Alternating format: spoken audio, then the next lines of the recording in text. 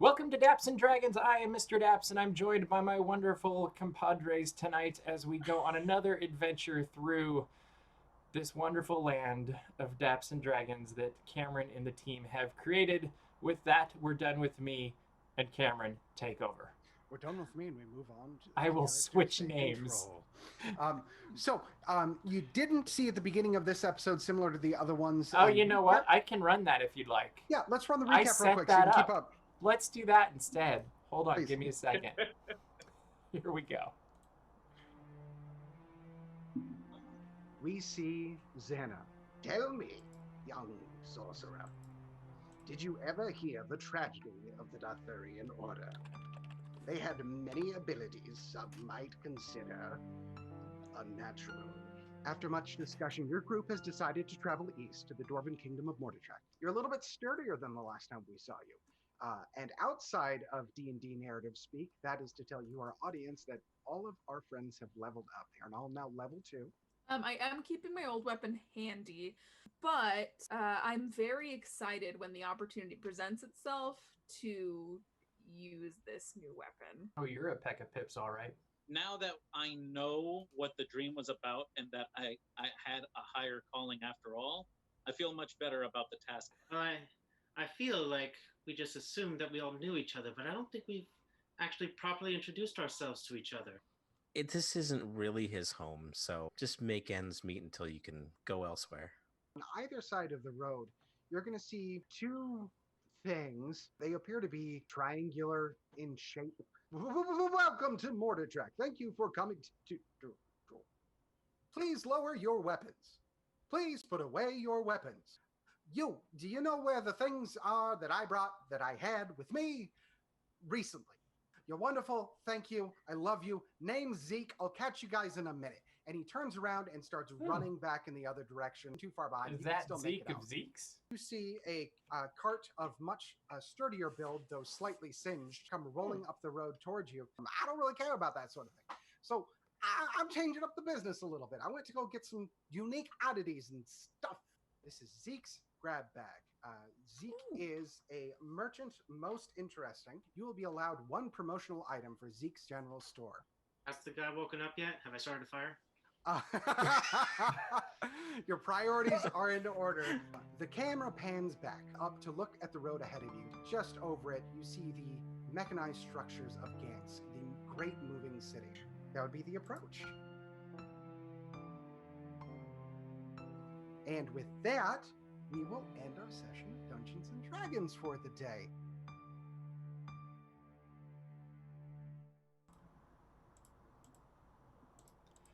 And we're back. Excellent. Hello. Let's do this again. Hi. So, thank you so much for joining us, everyone. As you may have noticed, if you're watching this live, we are starting a little bit later than usual. I do apologize for the various pixies that have caused a plethora of problems for us this evening. But it was all the dungeons and all the dragons. Yeah, it's really hard to put dragons in dungeons. We made that mistake once. So we're going to be starting a little late this evening. We're still going to run close to our normal amount of time. Might be a little bit shorter. But thank you so much for joining us. We really hope you're enjoying this. And you can catch all of the previous episodes available on DAPS Magic's YouTube at the moment, as well as some short recaps and great write-ups from dear friend Luke, who is on the campaign at the moment.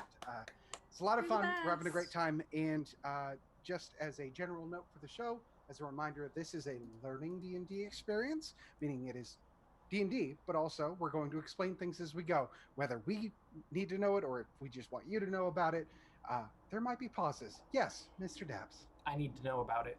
Okay, great. Let's do it. As I say, it's D&D with training wheels, which I appreciate greatly.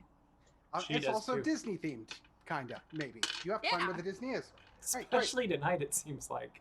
All right. So, ladies and gentlemen, let's get prepared. And genders of all availability. Let's breathe in.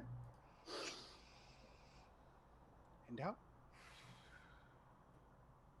Let's play some D&D. Woo! Alden, from the start, you know that this is a dream. You're floating high above. You've always been a vivid dreamer, usually of simple, pleasant things. Your forest home in Briar Wilds, mossy, soft earth, and gnarled, beautiful old trees. Not this dream. Recently, some dreams have felt like they're not your own, like they're happening to you. You don't always understand them at first, but you know they mean something important. Slowly, you descend through the clouds, and many, many miles below, you see the pale light of Elias's two moons over the kingdom. The thick forest of your homeland to the northwest, the massive footprint of North Tamer, the endless sea of sand stretching to the west. Over it all, in cities and towns, you see thousands of points of white light. You've seen this all before. It didn't make sense at first, but now you know each light is someone, one little spark in the darkness. Doing your best to focus, you try again what you've instinctively been learning to do. You try and focus in on specific points of light. Gazing down, you see 7 lights close together. Your mind fills with images of your traveling companions and the shadowy form of the assailant the day before. Focusing, you can almost see the edges of their thoughts. It's like catching something in the corner of your vision. Dobbs dreams of victory in battle. Xana sits alone in an ocean. The Colonel, well, it appears he dreams of lying by a small campfire, much like he is now, though it's sort of hazy, half dreaming, perhaps. Focusing in on the mind in the light of the bandit, you see flashes of thought. A long life of fear and need. You see the shadowed form of a dwarf handing him vials of blue liquid. You call forward your own memory of the empty bottles, the same. Without thought, you try something new. You look on the shadowed dwarven figure in the bandit's dream. You are pulled rapidly east over the jagged rocks of Morterdrak to the city of Ganske. It moves slowly over the ridges with thousands upon thousands of long, spindly legs carrying it. You find yourself over the center structure of the round city plate, the tallest point. Though there are hundreds of lights below you, you know the dwarven figure is there near the top of the building. You feel a pull, as though someone is trying to draw your attention. You are pulled away from Ganske and soar high above, accelerating from an unseen force up the slopes of North Tamer. Suddenly you stop on a field of ice. A light, a spark, rests below the frozen surface, burning brightly. It is warm and pure. You know it is good. You are pulled again, and your vision blurring from the speed over the city spire. So many lights, so much fear. One light crackles in the castle with a red hue haloing it. You feel the hate and anger coming off of it. The city suffers. Unbidden, you are pulled again, now to Hub. At the Mouse and Kings, you see the spark of the Tinker. Floating down, you see his form, asleep, the light glowing in his chest. Near him, the crate holding Lucia, but you cannot see her light. Focusing in again, you attempt to find Lucia. You are ripped violently away, vision blurring to the point of confusion. With a soft pop, you feel yourself standing on a plateau of warm metal. The soft glow of an unfathomably massive blacksmith's forge just over the edge of the precipice. From behind, you hear a woman's voice. "My child, you are here too soon." The voice speaks softly, but it is still booming in your mind. It is also warm and familiar to you, though you know you've never heard it before. You attempt to turn and look for the source, and you can't. You feel nothing physically stopping you. Something in you is incapable of looking upon her. Floating before you, where you can look, the horizontal form of Lucia fades into view, suspended in midair. Her light is here and glows more brightly than any you have ever seen. "She is safe," the voice speaks again, "but still needs you. All that is refined in fire will be stronger still." And you are asleep again. It is near morning, and Theobeak, with your passive perception, you are the first to awake with a start to the sound of gurgling. Please make an actual perception check. All right. 9. 9. All right, with a 9, you are still clearing the haze of a rough night spent out in the wilderness, but pretty quickly you see the withering form of the bandit. Just so you know, he has been unconscious since you walloped him. He took a pretty good hit the day before. And while he has moaned occasionally and attempted to wake up, he has not revived to the point of conversation. And now he's writhing on the ground with foam at his mouth. What do you do? Alden, sir. Oh. Sir. Yeah. What you did to me earlier when you healed me, can you heal this man really quick? What? What man? The man that we captured. Oh. One that's tied up over here. Oh no. What's going on? All right. I head over to him and I don't mean to pull you out of the narrative, but the "oh no, what's going on" was the most like vaudevillian stage response I've seen ever. Oh no, what's going on? Exude! all right, let's see which spells I've got for today. I had a long rest. He's not dying, is he? You can make a health check on him, or a medicine Yeah, let's check. make a health check. Let's see what's going on with this poor guy right here. Oh, that's probably not going to tell me a lot. I got a 10. It's not bad. It's middling. It's right in the middle of the road. With your innate study of the medical nature of things, especially considering you grew up in a very forested environment, you know that there are certain things that happen to the body naturally, and there are certain things that can be affected by things that are grown or things that are consumed. You know that in some fashion, the man before you is being poisoned, though you're not quite sure how. Oh, geez. He's got some sort of poison in him. Oh gosh, oh geez. I will say, with the conversation happening around you, the rest of you, based on your passive perceptions, are beginning to wake to the scene. I can bring his health back up, like heal him, but I cannot cure the poison. Can you keep it down? I'm trying to sleep. A man is dying, and you're just like, jeez. I've got better things to do. I don't have any means of healing that either, or healing in any aspect. Do you think the soldier? Do you have any capabilities of healing this man? No, I wish I knew. Mm. Medicine isn't exactly my strong suit. More about having people need to get medicine, if you know what I'm saying. No, I don't. Do explain at great detail. Explain nothing. Is there any way I can cast Identify to see if it's a magical form of poison? Yeah, that's not a bad idea. Go for it. Okay, so I'm gonna go ahead and cast Identify on his body. It'll take about 1 minute to cast. Mrs. Anna, if you have any questions, now would be the best time to ask. Although I don't know how responsive he's going to be. Luke, as Theobeak is speaking to Xana, I'm going to have you make another perception check, please. 10. 10. At least we're consistent. Are you carrying a pack that you store your baubles in? Yes, I have a little pouch on my side. Okay. I'm going to say with a 10, you feel it getting a little bit warm. Well, I suppose I could try to talk to him. Let me see if he's responsive. What? I'm sorry. I take out my pack and I start looking at it to see if there's anything wrong inside of it. You very quickly see what's going on inside of it. The vial, specifically the one that you've gathered the remainder of the fluids in it, has grown much darker, almost to the point of black blue, and is bubbling furiously. Alden, sir, I don't know if this will help in your studies, and I hand him the vial. I want the vial back when you're done. Of course. I'd suggest cleaning that out quite a bit before you use it, though. Yeah. Okay, so let's say I finished casting the spell?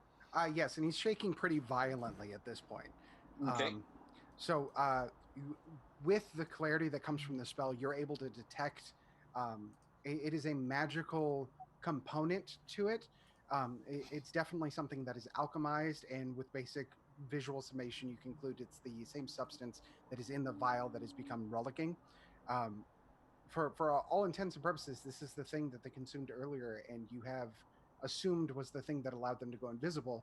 And you're unfamiliar with anything that could cause invisibility for a while and then poisoning a little bit later. Ugh.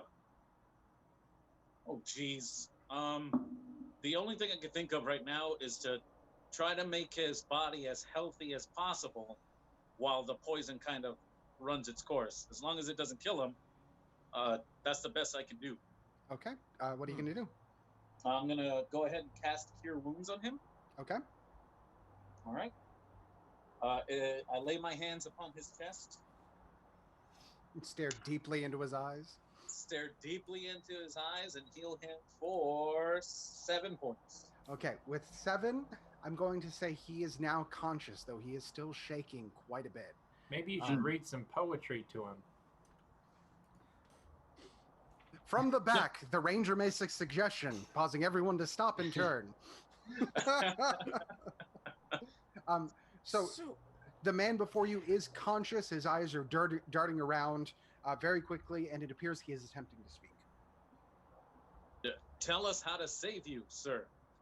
How do we cure the poison? They're coming. They're coming. They're coming. They're coming, and we can't stop them. We just want it. Try and get away, and they're here now, and they have help in the Alchemist Tower. They have help. Gave it to us, and as you look down, you see that there's actually a small hole opening in the pit of his stomach, bubbling and gurgling in the same way that the poison has gurgled in the vial that you have. Han Solo? Is there anyone else that's captured? Is there anyone else we can save? Besides the tied up man, Zeke. They're coming. They're afraid of the mountain. And with that, the hole opens and the man passes. No. Oof. How unfortunate. Glad none of us tried to figure out what that potion was by drinking it. Yeah, that would have ended pretty badly, just based on context. Out of curiosity, did any of you have, previous to this, when the other bodies were laying strewn in the streets, what did you do for your enemies? Did you bury them? Did you take them away? What were your how do you treat your enemies? Alden would have tried to give them a proper burial with a nice send-off. To the best of our mapping, that's still pretty close by. Is that what we're planning to do with this body? Yeah. Well, in a rather somber moment, Alden, in all of his clerical goodness, leads you all to dig another hole, unfortunately. This is the 4th hole you've been forced to dig in so many days, and the realization of something big and unpleasant happening in the world around you has taken hold. Well, after that rather dark beginning, hi everyone.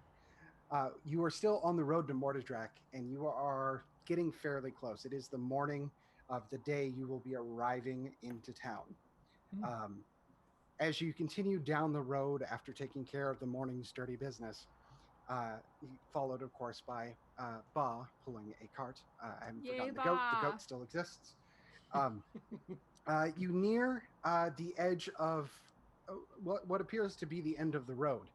The road has been becoming tighter as you've walked, as there are many different rocky outcroppings becoming more and more frequent, to the point where you're walking through a pretty low valley in these rocks. And soon it tapers off to an end. And near the end of the road, there is a worn strip of land and a small pedestal with a large red button on it. Yes. Just quick question. Would we have taken a long rest? Was that our long rest? Yes, you had slept the night before. A wonderful question, Luke. Thank you. Yes, you may all take a long rest. Okay.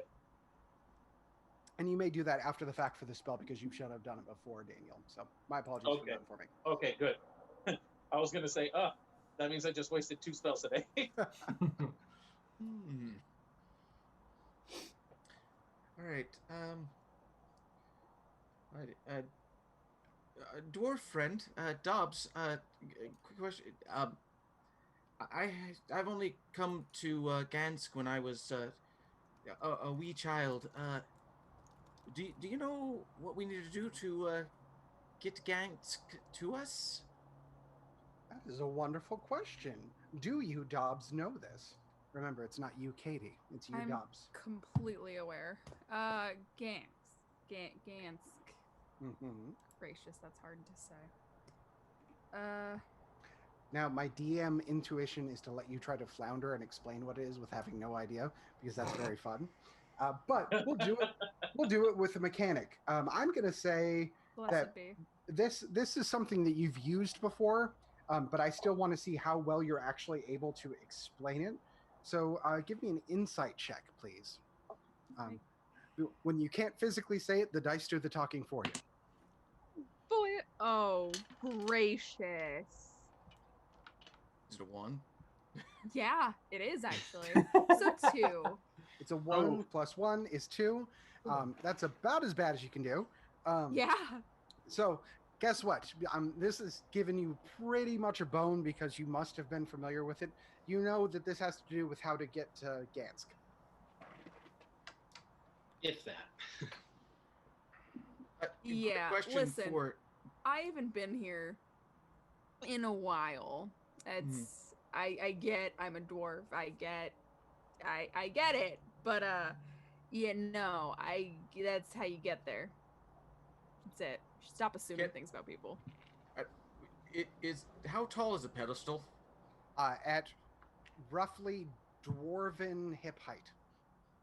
Oh, okay, so I can see it. Yeah. And it is at an angle, and it is a shiny red button. Oh. Huh. Now, I was wondering why my parents would never let me press that when I was young. This is a very important D&D learning moment. It's a big, shiny red button. I want to push it so bad. So that means we need to push it? Do one of you want to push it? Yes. I know a couple of you on this would push it immediately. That's not the point. Blue wants to push it. Yes. Katie wants to push it. That's right. Do your characters want to push it? How impulsive are your characters? Never press a button at random. No. If I learned anything from friend Cullen's game, I shouldn't press it. If I get down and look around the area around the button, do I see any mechanisms if I kind of dig around it? Well, it's pretty hardened ground. It's almost completely rock at this point.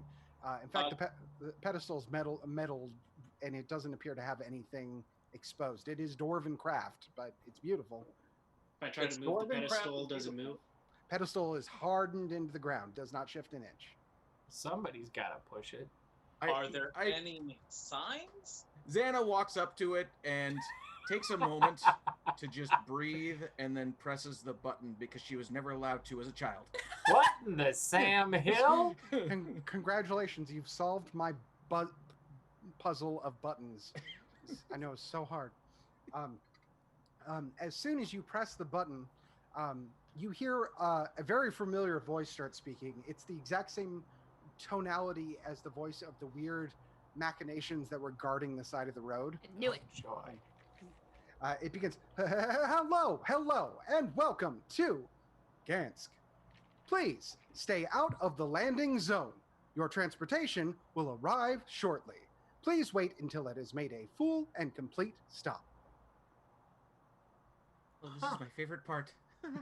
After a short moment, appearing in the sky, floating high above and slowly descending down, is something that Xana would most certainly remember from her childlike days of wonder. It is the world-famous Dwarf Mover. The Dwarf Mover is several carts, 4 of them, in fact, in a long chain. Each of them is covered and is dwarven in size, allowing for a few passengers to travel up to the city of Ganske. Slowly, it makes its descent effortlessly, landing softly into the worn area of the ground. Real quick, we should probably park Ba and the cart in the parking area over there real quick before we head off. And thus machinated by Xana, somehow speaking to the DM, there is a worn area where possessions can be parked. There's somebody standing there with this sign that says cart parking. Just and over here. They're slowly moving carts here and I was there. gonna say slowly moving cars. There's like 4 or 5 of them saying, no, there's nobody there. In fact, it's actually pretty empty over there. Are you leaving Ba? Or are you going to take Ba We're with taking you? Ba. Oh, we're taking Ba. Thank you, We Alden. might get Someone hungry. has some You know sense. this. Stop it. Stop saying you're gonna eat I him. can tell you for certain there's a lot of delicious places to eat in Gansk. We don't have to worry about eating Ba. Do they serve goat? Yet. Sir. We could probably find a place, yeah, but we Okay. should probably keep Ba away from them. We should Combinations. Ba away from him. Synergy is always good. Synergy? As a note for your descriptions, and Mr. Daps, I'm not sure if you've thrown it on the screen yet, but we I'm do have a listening. picture of the dwarf mover. I did. Wonderful. Would you like to see it again? If the audience so chooses, it is dwarf-sized. That is an important note. Several in our campaign could fit very easily into those seats. Even normal humanoids can fit with a little bit of ducking onto the actual carts. Little difficult for a Goliath, I will say that. Yeah. Yeah, I would imagine. How do you want to parse that? Maybe perched on top. Are you going to perch on Pert? Okay, Theobeak is perched on top of the lead car, I would assume.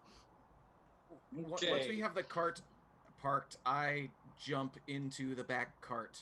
Of course. Like as quickly as I can. I'm like, I this is the should best seat. probably This go in the is the middle best seat. cart.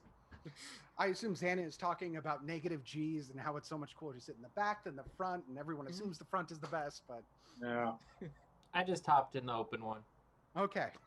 I'm just gonna go into the center one, have Yeah. my shield in front of me, lift my mace up a bit so that it's parked right behind it, and kind of rest the shield between my knees, Make which an, I'm sure are in my chest. make an acrobatics check.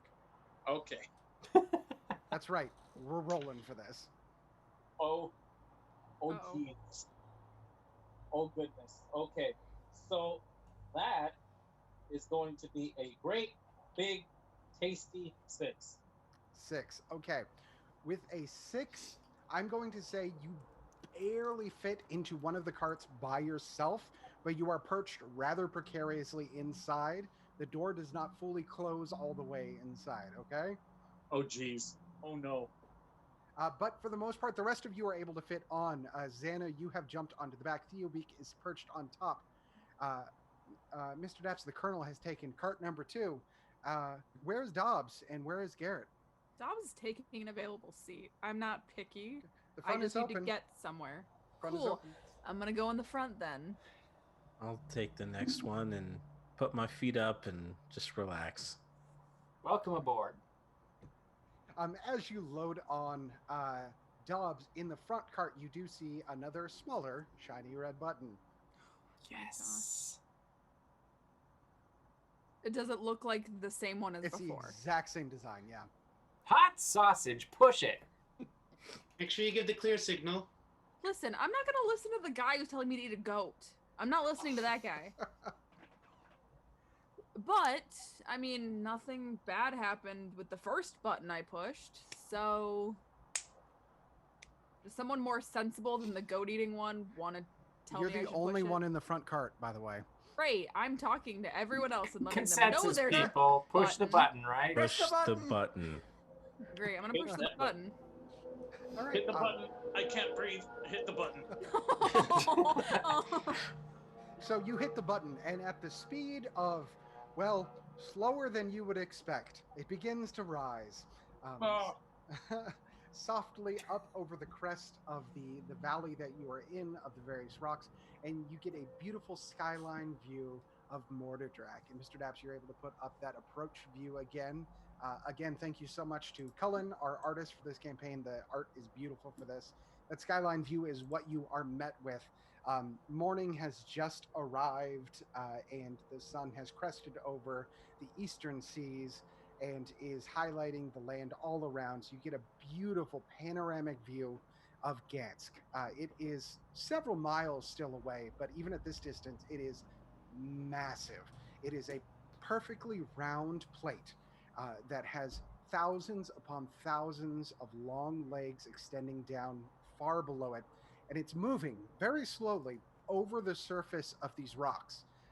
On top of it is a skyline you would expect to see not so much in a fantasy world, but more of a New York, although it still has a fantasy element to it. It is huge and bustling and You can even feel the movement of the city from this distance.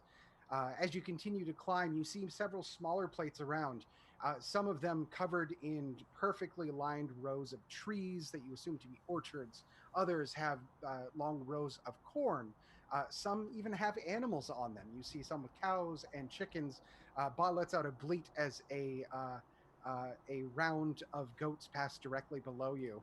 I'm gonna fly down to one of those orchards, see if I can find any fruit. Okay, take a swoop down. Do an investigation check.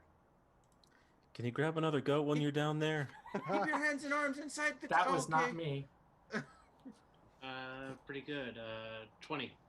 20. All right, I'm going to say you swoop down and pretty quickly, because you don't want to lose the dwarf mover, I'm going to say you're able to pick a small bushel of apples. A nice small container, whatever you can fit in your sack. So let's say... I'll put it in my backpack. Okay, backpack. So let's say you get a good dozen apples out of this. That you quickly select. And they look lovely.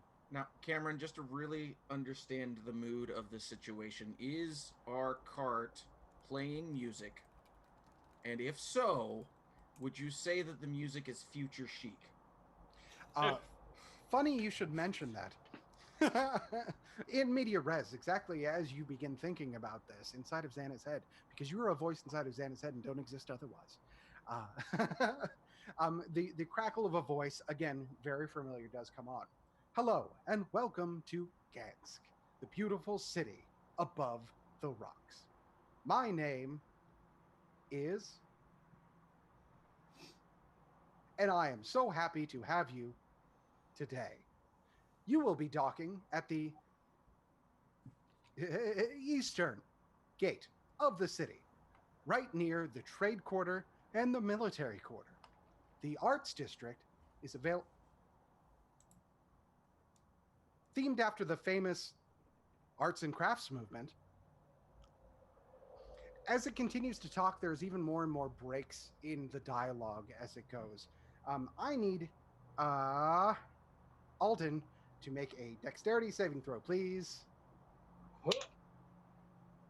Oh, that was much better. 12? With a 12, you have just enough time to catch yourself as the dwarf mover lurches violently to the side. The rest of you have remained with your hands, feet, arms, and legs inside the vehicle at all times. So you are fairly well contained, but it does drop a good 20-25 feet and tilt slightly to the right before catching itself.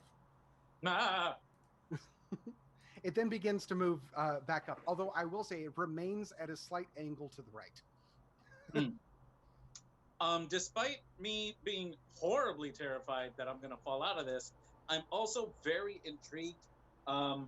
Does any of this remind me or of my dream that I had? Well, some of the views are very clearly similar. Obviously, you were flying over Ganske before. I'm not sure if Alden has been to Ganske previously. No. Okay, so you recognize the city from your dream, whether or not you are aware of what the city looked like before that.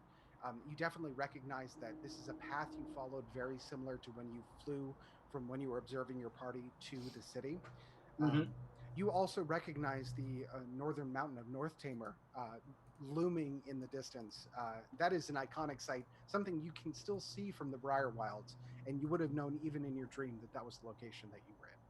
It is where you saw the light before of goodness that was somewhere on the mountain. All right, you continue up. The rest of the trip is fairly uneventful, other than being at a tilt. And you are going to come up to the eastern dock. And we do have an image of the dock, Mr. Daps. Be so very kind. I'm looking.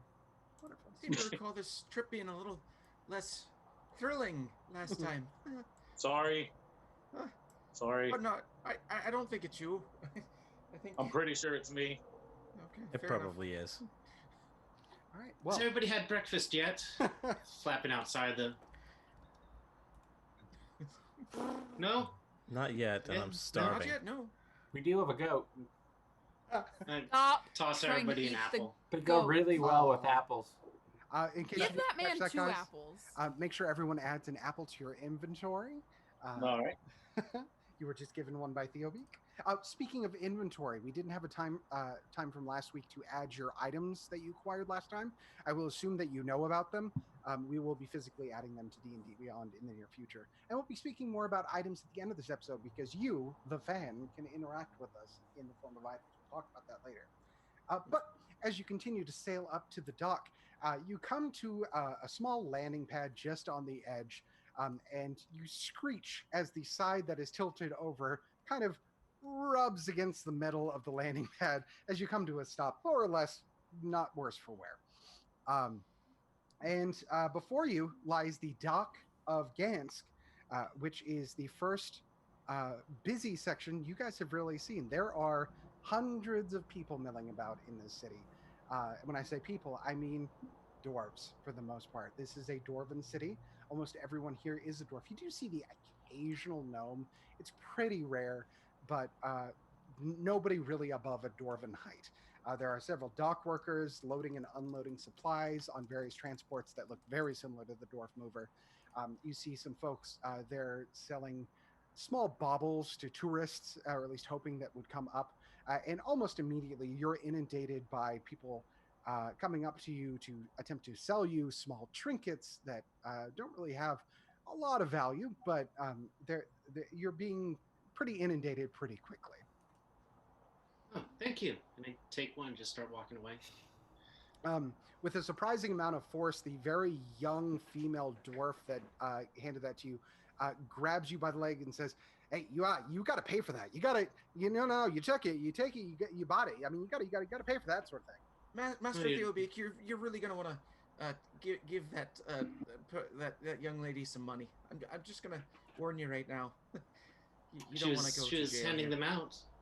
She was handing them out to us. There was a silent understanding that you might have missed there about that. There's an expected amount of payment involved. People expect to be paid around here. Just give them an apple. I turned to the dwarf. Was this yours?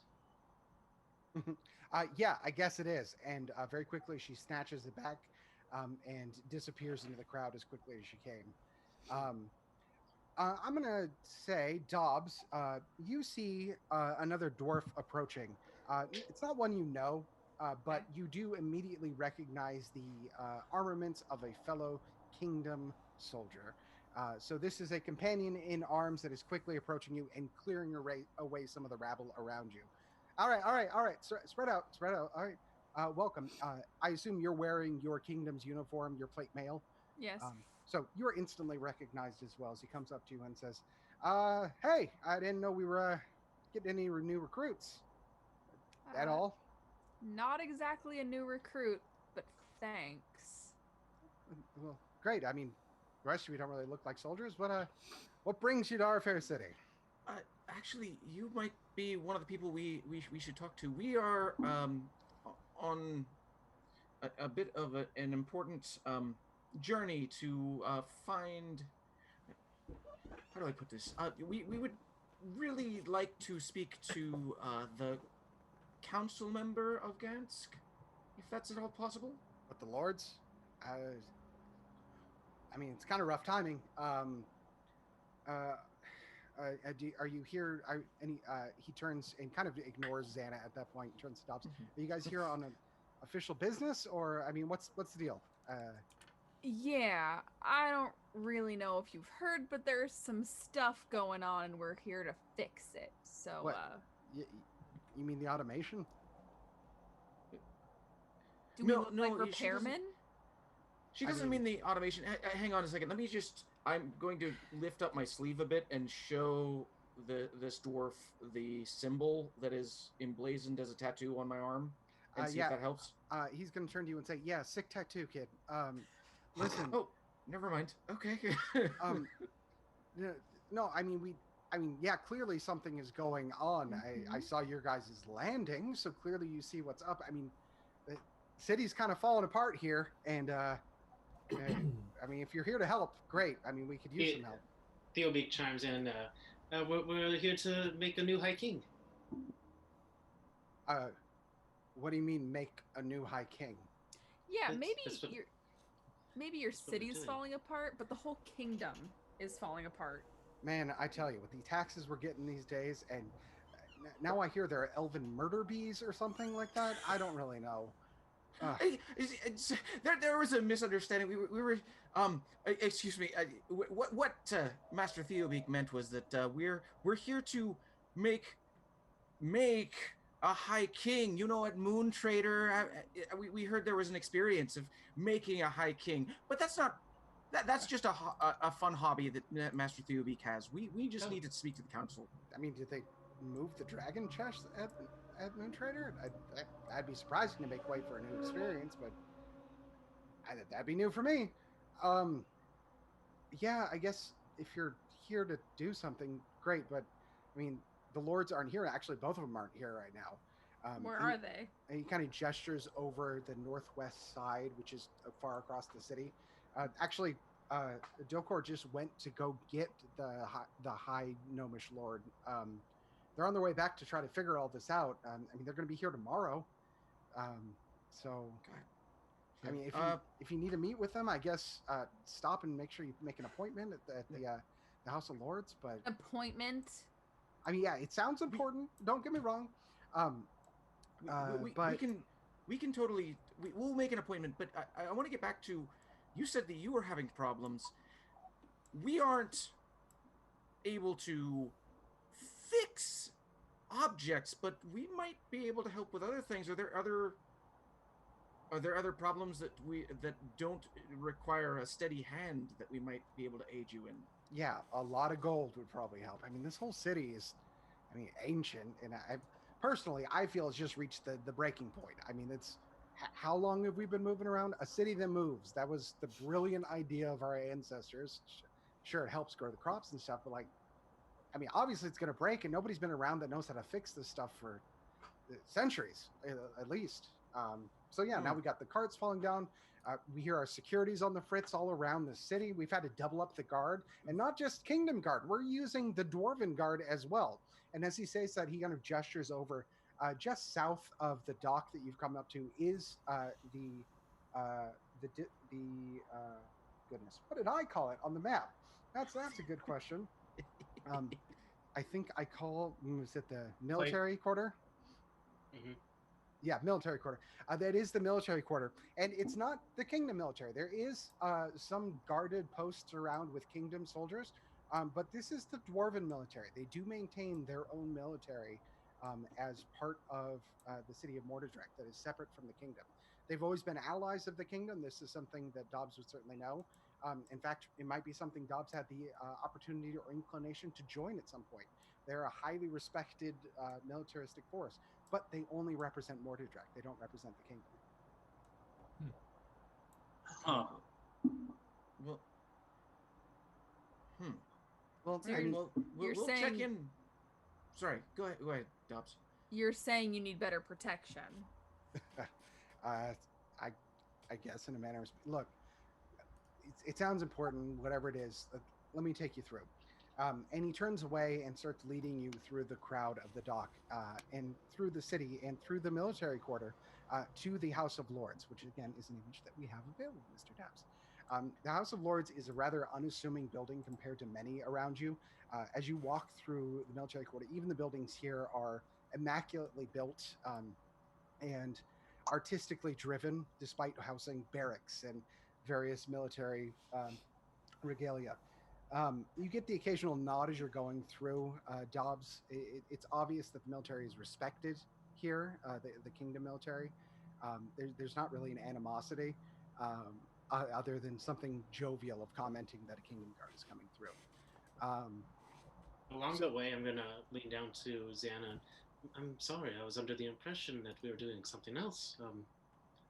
My apologies. No, it's not that. I think part of our mission is on a need-to-know basis, is all. They're dressed like the soldier, aren't they? Parts of the kingdom. They are, for sure. But the dwarves are facing enough troubles right now, as you can see. I don't know if all of them need to be bothered as well with news that But hopefully, if we can get this all taken care of, hopefully it won't affect them at all. Ideally. While this conversation is happening, let's have Garrett and the Colonel make some perception checks as they're not involved immediately in the conversation.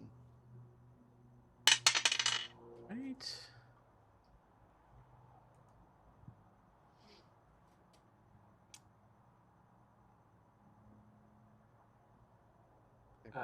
That's gonna be a 7 for me. And a 13 for me. Okay, a little bit better. With a 7, Mr. Greenbottle, Fair Greenbottle, Lord Greenbottle, whatever you want to refer to yourself as. Just Garrett. You are kind of taken in by the military actions around you. As a hobbit, you're of close height to a dwarf, so folks are fairly consistently at your size. You do hear the occasional jape and jeer of soldiers commenting on the fact that there's a halfling among them. Again, it is not a common sight, and you probably are pretty familiar with this at this point.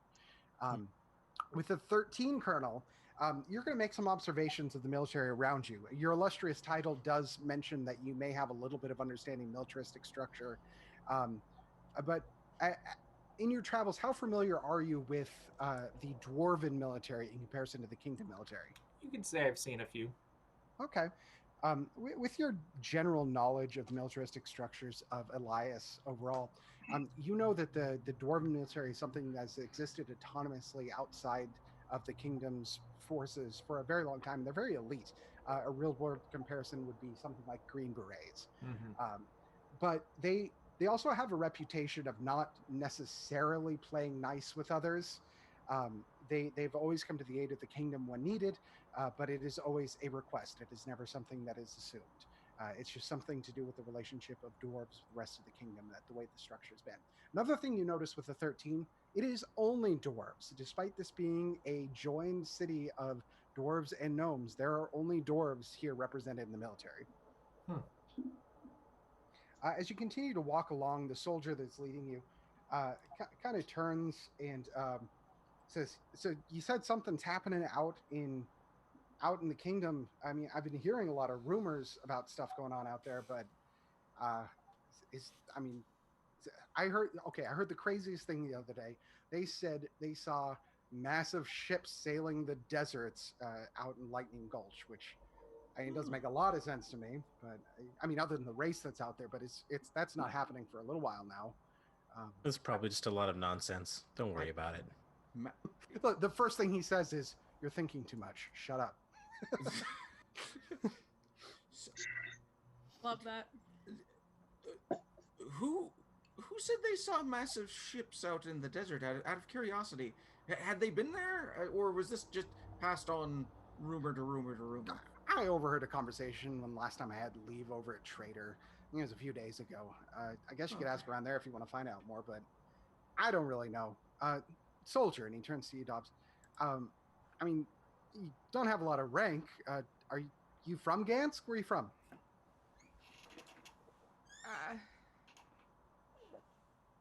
I'm from Mordredrak, but Okay. I don't really talk about it. She says aloud, giving exposition to the rest of the group. Well, you got a name from Mordredrak? My name is Dobbs. That's Dobbs. all you need to know. He kind of walks for a second and is thinking about Do it. not make her last name Solo. Do not. What? Solo? Kind of tickling around his head as they continue to walk through, and he says, Dobbs, you're not Ronan's kid, are you? Can you not say that so loudly, please? Hey, Ronan's kid. Dude, when was the last time you were back? I don't think you've heard. Heard what? They're getting inducted into the Historical Society. I mean, They're what? Huge honor. Go ahead and roll a history check for me, please. Great. They get a certificate.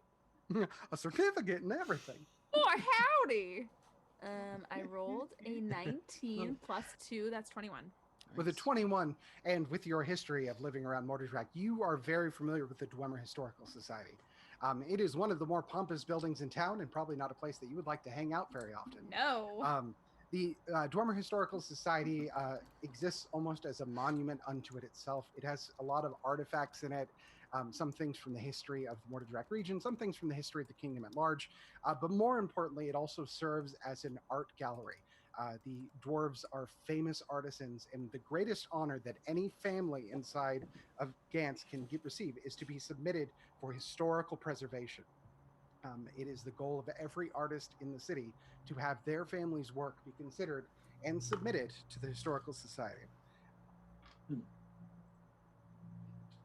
Great. Well, That's- hot sausage, congratulations. Everyone Thanks. takes a start as the colonel talks for the first time after walking through the camp by exclaiming hot sausage.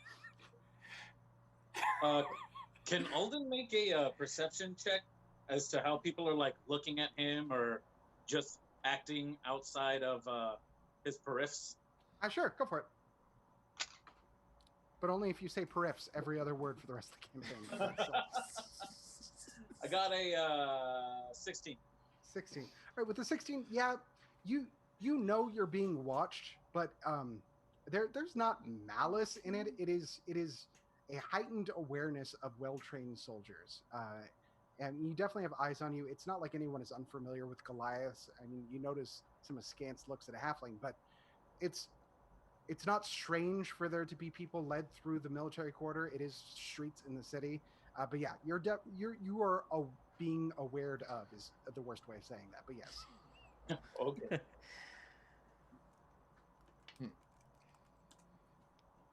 So, Master Dwarf, I'm sorry, I didn't catch your name earlier. What is your name, sir? Oh, it's Kyle. Kyle. Oh, good to wonderful to meet you, Kyle.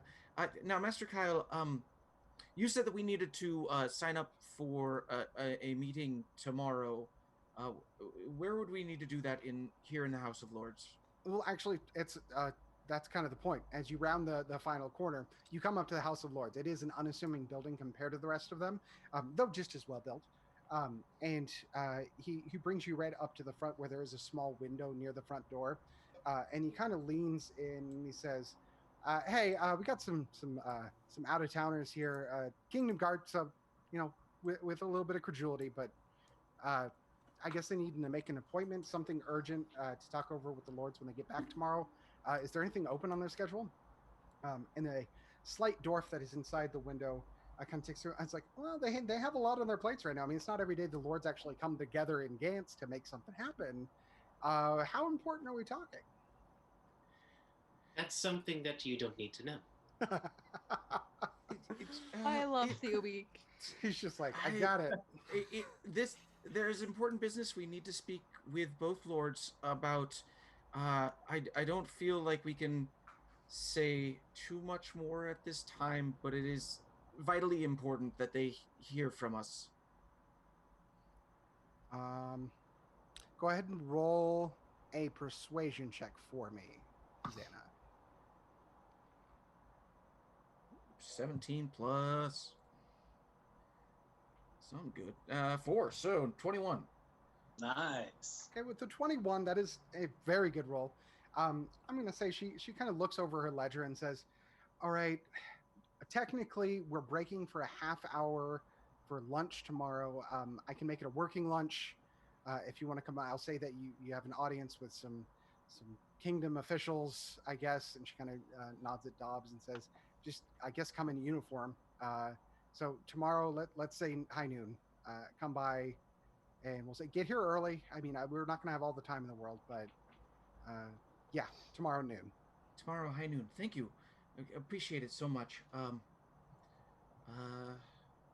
Now, out of curiosity, Master Kyle, thank you so much for escorting us here. Now, Master Kyle said that there were some troubles in Ganske. Why do you think while we're here, while we have together? the day, since we have the day, is there anything a group of adventurers such as ourselves do to help you? She looks over a ledger and says, "A side quest, huh?" And then winks You might say that. turns and winks at the camera that is somehow over her shoulder. She says, "Well, nothing officially, but I mean, feel free to ask around." She hands some city official pamphlets over the window. Each of you are welcome to take it. It is the map of Ganske. which Mr. Daps, you're welcome to throw on that screen again. You've been seeing this. It is a map with some points of interest on the Ganske sphere, or round, as it were. It does highlight a couple of things that you've had in conversation recently. You do see the Dwemer Historical Society listed there. You see the Moon Trader, which is right in the middle of the trade district. You see where you are now, which is the House of Lords. You do see the Plate of the Future, which is highlighted.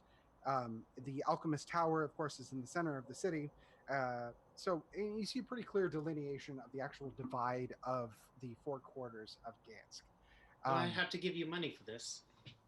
Oh, sweet. I've had an experience earlier. You're so kind. No, I am a government employee. I get paid well enough, thank you. I'm very confused. You and me both, but these are confusing times.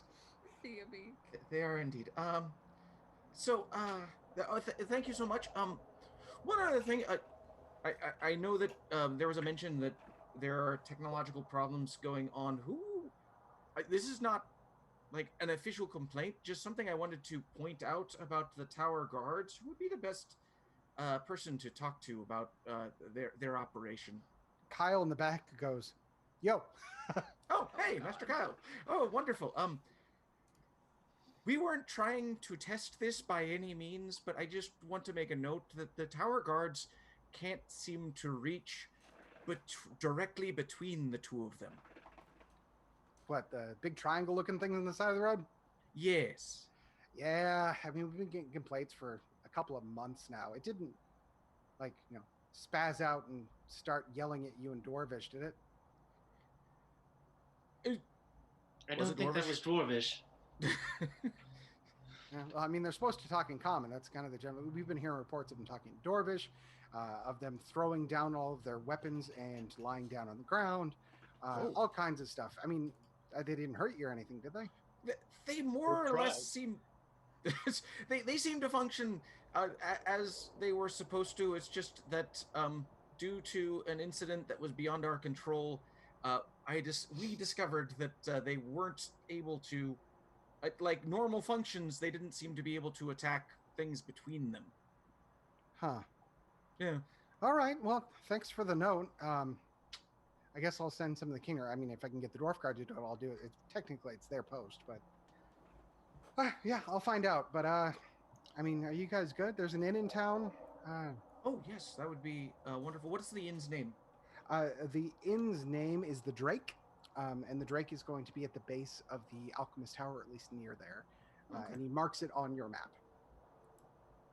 So Garrett takes one last bite of his apple, throws the core over his shoulders, says, "Great, we made our appointment. Let's find something to eat." In true halfling form. I love it. So, some place that serves goat. Can you stop exactly. with that? By the way, who has Ba right now, and how are you transporting? I have Ba, and Ba is just underneath your arm, just holding him. Why is he looking at me like that? Master Alden, I do have to warn you, there are some folks here who might take that as a sign that you're looking to sell a Ba. So, just... Sell a Ba. Yeah. Welcome to Celaba. Well, even if they want him, they're not getting him. This little guy is mine. And he goes, "Ah!" By the way, I'm not sure if you're picturing it the same way, but in my mind, Ba is like brown patches, eyes that are definitely not looking in the same direction. 100%. Like askew horns and just a travesty to look at, but lovable. But absolutely delicious. That's right. And occasionally does that goat scream. How would you know? Oh, I know. That's ominous. He winks at the camera office style again. Well, so here's the fun thing. Speaking metagame for a little bit, you have some time on your hands. It's still pretty early in the day. They're not going to be back until noon tomorrow. That's at least the very earliest you're going to be able to have a conversation with the Lords of Mortadrak. This is true freeform D&D.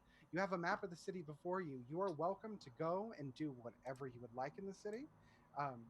From a narrative perspective, I have a lot of options open to you. Some things we may never get to. We may get to all of them.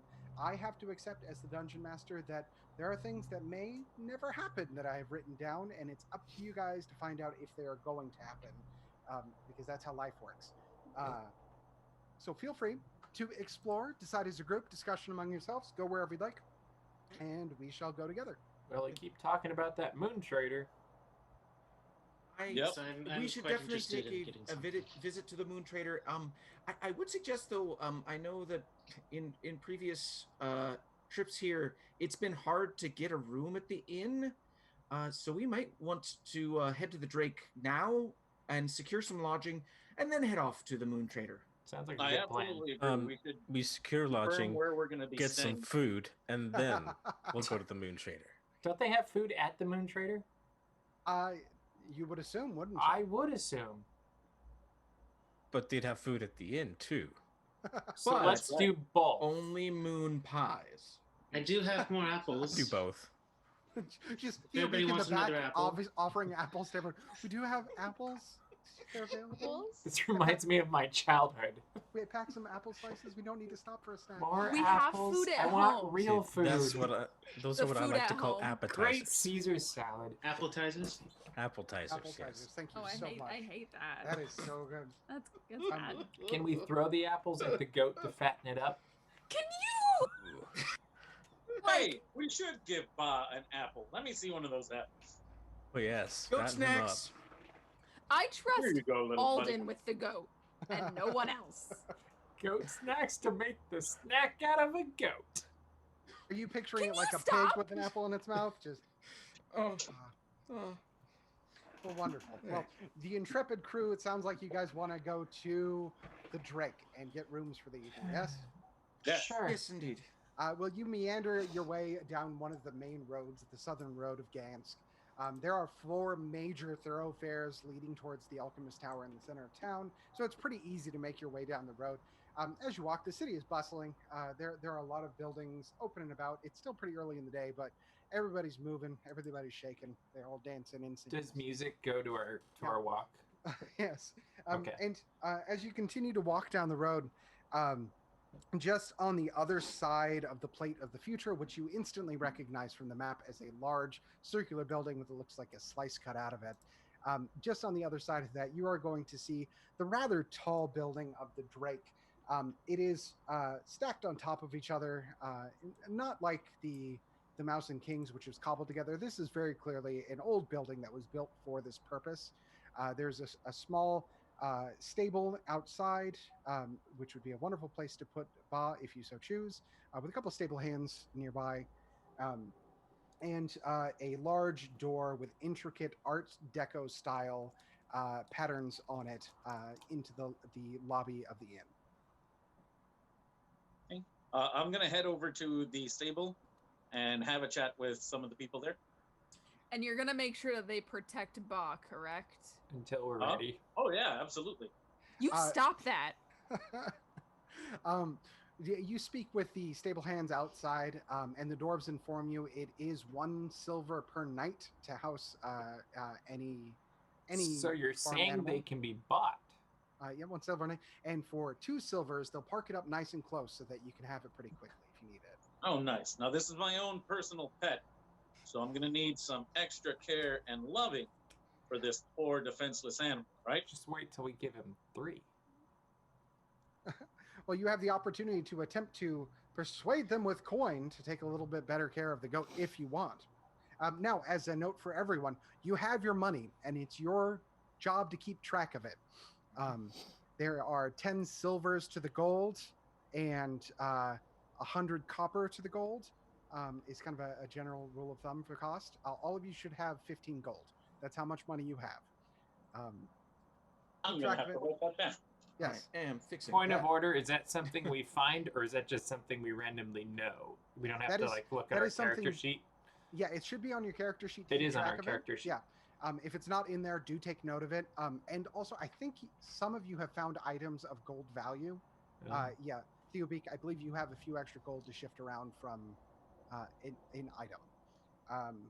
But yeah, it is your job to maintain track of your finances. I will not be doing it for you. And I expect you all to be honest, even you, Garrett Greenbottle. Please, please, please. Though you are welcome in-game to attempt to lie, steal, cheat, or barter anything you'd like to make it more steal affordable. Me? Never. Wonderful. So I will have you know I'm a cleric. Just to clarify with the group real Cleric quick, 5. what sort of housing situation do we want to go in? Do we want our own separate rooms, or do we want to bundle? It probably is cheaper to get just a couple of rooms rather than. Well, I'm Makes sense fine to with me. just sleeping outside. In fact, I prefer it.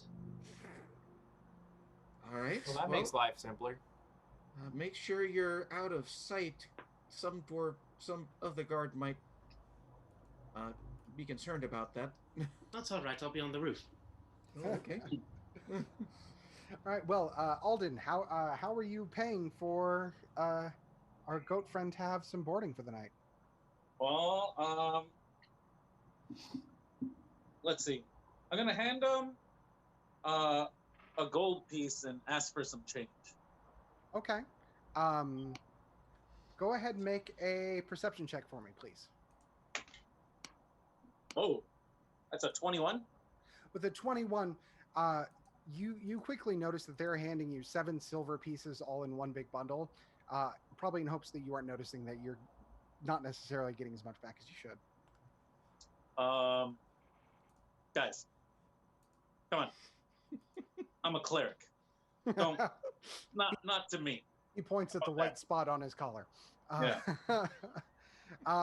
Oh, they say, "Oh no, our apologies, Master Cleric," and then they hand you another silver piece. Thank you. All right. So for the cost of 2 silver, you have boarded Ba for the evening. Do we want to step inside the Drake? Yes. Guess so. Yeah. Indeed. That's where the food is. Yep.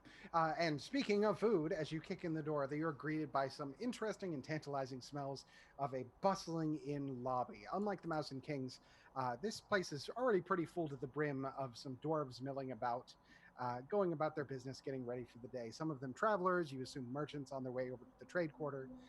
Some of them just simply lounging in the lobby, whether they live locally or they're from out of the area. You do notice a counter with a stout female dwarf behind, that you can assume to be the inn mistress. I approach her. I say, you guys serve goat? Man after my own heart. She looks up from Steak, stew, doesn't matter. the glass that she has been polishing, and kind of with a start looks at you and goes, "Halfling? Mm-hmm. Huh. My mom saw a halfling once. Didn't It was stop." probably me. It's always you, isn't it? Always. You might know me from all halflings. Yes. Look, just because I'm a halfling doesn't mean I know all the other halflings, okay? That is a bit of a specious assumption, and I don't respect it. Oh, I thought you were the only one. Like Tigger? She says, "Oh, all right. Welcome to the Drake. We're a little crowded, but we got some room. Are you guys looking for boarding?" Maybe they serve duck too. Yes, we would like to get at least. What are we thinking? 2 One rooms, room. 3 rooms. One room. One for all of us? room. She raises her Let's go eyebrows with at 2. you and Two, goes, 2 rooms. "Ah." You all wouldn't right. happen to have any beds of my size, would you? Master Goliath, we do stock for all the travelers in town. Yes, we do have a Goliath capable room. Oh, Wonderful. thank you. Okay. All right. Not it. So for 2 rooms, each room is 5 silver apiece for the nights. That'll be 10 silver, unless you plan on staying longer than a night. Sure hope not. We're not looking. We're not looking to. We've got a lot of business to take care of. Yeah, we may need to stay longer, but we'll pay by the day. All right. Well, let me know early in the day, and we get that figured out. This sure isn't the happiness hotel. But for tonight, definite. All right. So that'll be 10 silver. And I'm going to take out one of my gold pieces and put it down and say, "All right, thank you." Yep. She takes it, bites it a little suspiciously, and looks over you and says, been a while since we had a gnome with this kind of money come through. Huh. All right, well, you're going to head on up the stairs, and she kind of points you in the direction, hands you the keys to your 2 rooms. And you're welcome to go in. As promised, a few minutes after arriving in, a couple of stout dwarves are hauling in the extensions to make one of the beds more accessible for a Goliath. Looks comfortable. The rooms are small, but they are quaint and well maintained. And it's a nice place to store some stuff that's pretty secure. So presumably, now that you're in town, you could offload some of your gear, make yourselves a bit more comfortable from the road weariness of the world. I'm going to drop off my backpack in our room, and I'm going to keep my quarterstaff with me. Okay. Just using it as a walking stick. And with your passive perception, you know that it's not uncommon to see folks, military or otherwise, armed around the city. Okay. It's common enough. Yeah. I'm outside with the stable masters. So if it's paper, I don't have to pay for it. But if it's a trinket, No. You completely misunderstand. Paper beats rock, and then What about rock the scissors? beats scissors, right? And then from one of them from behind goes, and dwarves beat gnomes, and they all kind of chuckle at it. And then they kind of get back to work and try to ignore Theobeak as much as possible. okay. I'm keeping my stuff. I'm just hungry and ready to go. What did the smells that greeted us when we walked into the Drake? Sure hope they Were they gnomes. welcoming? Did they smell like good food? Yeah, no, it smells like a warm dwarven English breakfast because all dwarves are English. Yeah, so if you make your way back down into the inn lobby, you're welcome to pull up a table and chairs. Very quickly, some food is brought out to you, and you very quickly realize that included in your stay is the meal here. So that's one less thing to pay for. Oh, Nice. wonderful! All right. What's only each 2 of you meals? individually? Dwarven hospitality. Well, there's one meal. Yes. What time of day is it at this point? It's still mid-morning. It's still pretty early in the Morning. day. This is Okay. a slightly late breakfast. So it's like a second breakfast. Exactly. Yeah. Maybe 11 seats. The halfling chimes in. I have an expertise here. Yes. Okay. This is second breakfast. Okay, thank you. Just trying to get it right. All right. I'm going to try to find out what their closest dish to eggs Benedict is. Well, they do serve an eggs Benedict Arnold, but it's likely to betray you later in the day if you catch my drift. Plate of goat, please. Worth it. Unfortunately, no goat on the menu. Good. I saw this unfortunate one near the stables that might make a good meal. Uh, How about an extra coin? We'll go together, right? Sure. Yeah. as you discuss killing off your only traveling companion, Swear to God. I also suggest we consider the conversation of where we would like to go today. Well, I've always really enjoyed the Moon Trader. I would love to pop in there, and aside from that, I want to check. I'm just trying to figure out what is going on with the city, because I don't remember Ganske and Morterdrak being in this sorry shape the last time I was here. With your knowledge of the city, you would know a great place to go for that, aside from the municipal building that you just visited, which is the House of Lords. There is a semi-ununiform gathering of discussion around the Historical Society. A lot of folks will come discuss the current events of the day there, and also appreciate the various arts and artifacts that are there. Okay. So I think we should check in with the Dwemer Historical Society at some point. Great. And how does Dobbs feel about that? Horrible. Thinking we should also watch our backs. Absolutely. Anybody else notice there's only dwarfs here? Excuse me? That's not bad. I'm just saying, where'd all the gnomes go? Well, Go ahead. I've seen some gnomes in the city. There's Today? a couple. Yeah, there's been a couple, but not many. In the military. it was Just saying, dwarves. where'd they all go? What are you Go trying ahead. to say? Go ahead, Dobbs. If you could roll Hope it's not like the goats. history check, please. You hope it's not like the goats. Okay. I'm running a history check. 15. 15. All right, so being a resident of Ganske and Mordrak, that this city has always been dwarves. It's dwarves made, dwarves built, dwarves ancestry. The connection to the gnomes came later. Like just a couple of generations ago, the gnomes arrived in Mordrak. It was a bit tense because it was a large refugee situation. But the city came together and they gave them a place to live in the tunnel, which is a large dugout section. So they don't, for the most part, live in Ganske. It's not that gnomes aren't welcome here. It's just that they've been given their own home, a nice home, deep below the earth, that isn't here. Listen, have you ever stopped to think that maybe the gnomes are somewhere that they enjoy? Maybe not around you, trying to eat goats. Hey, the I gnomes think are they not so like bad. goats too. How would you know, buddy? I love that You'd be surprised. half of my description of this episode, I already see it, is discussing the preparation and methodology of eating goats. D&D, You know, folks. I do have to say, I'm actually quite surprised with the city. Kyle had mentioned that they don't really know how to fix things around here. Being masterful dwarves, being around masterful dwarves who know how to fix everything where I grew up, I'm actually quite surprised with the decay of the city.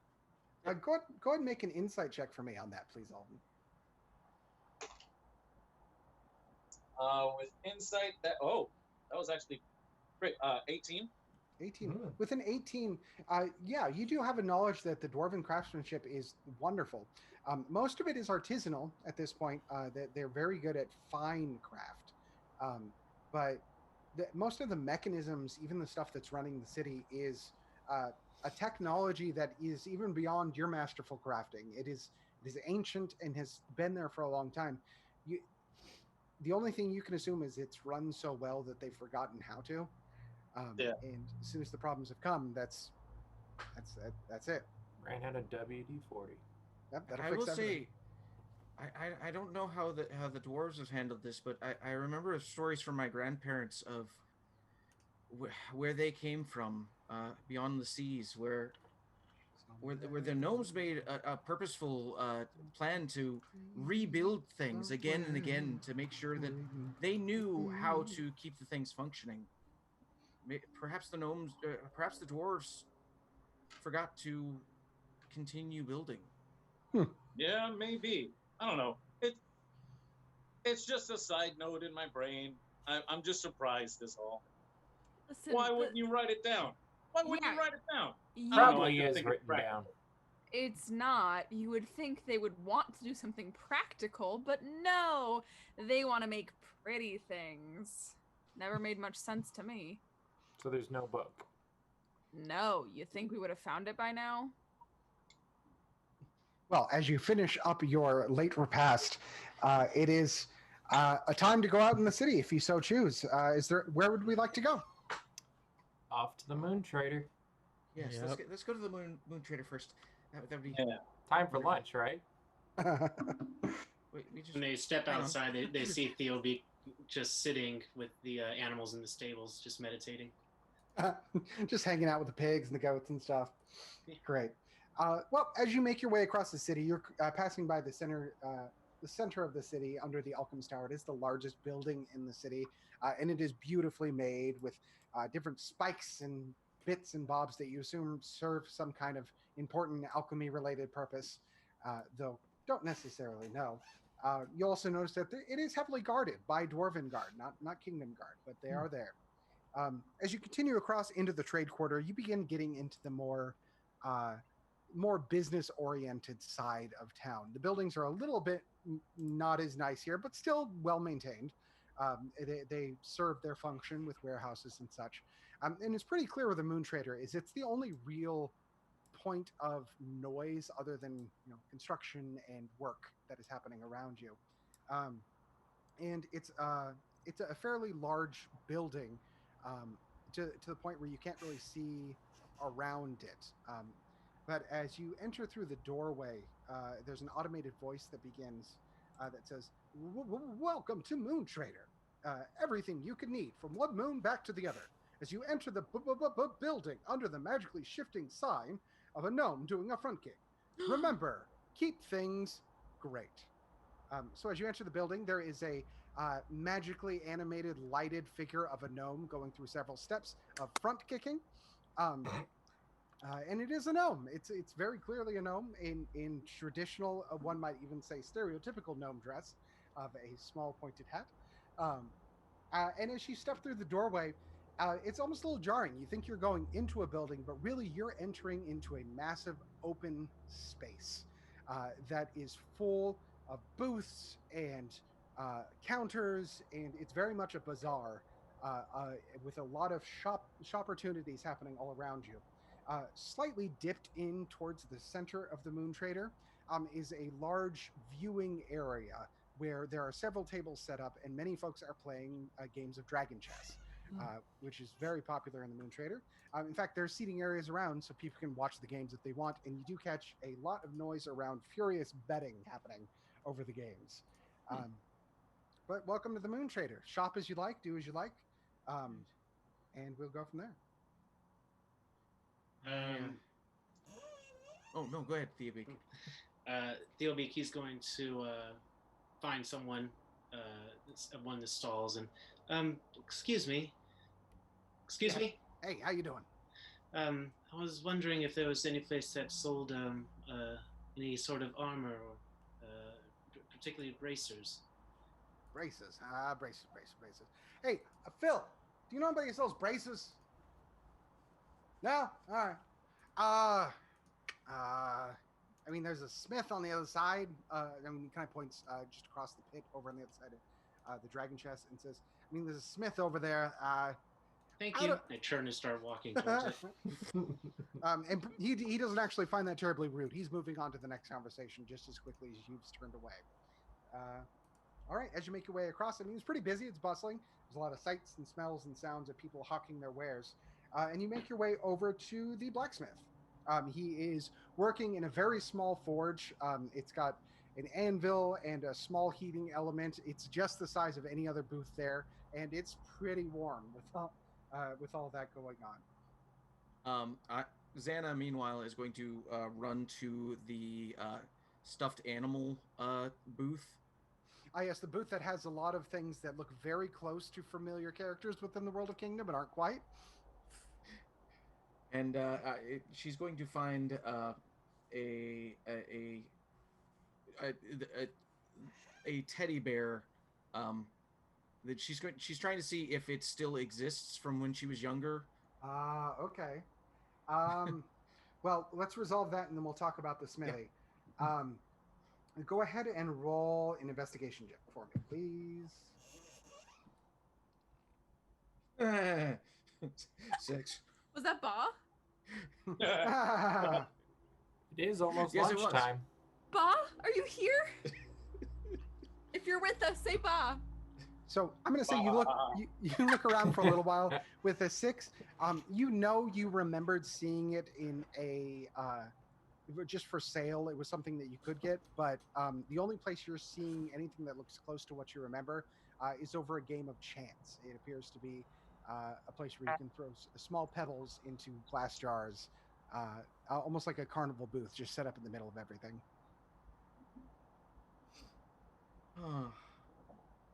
Do I see anything?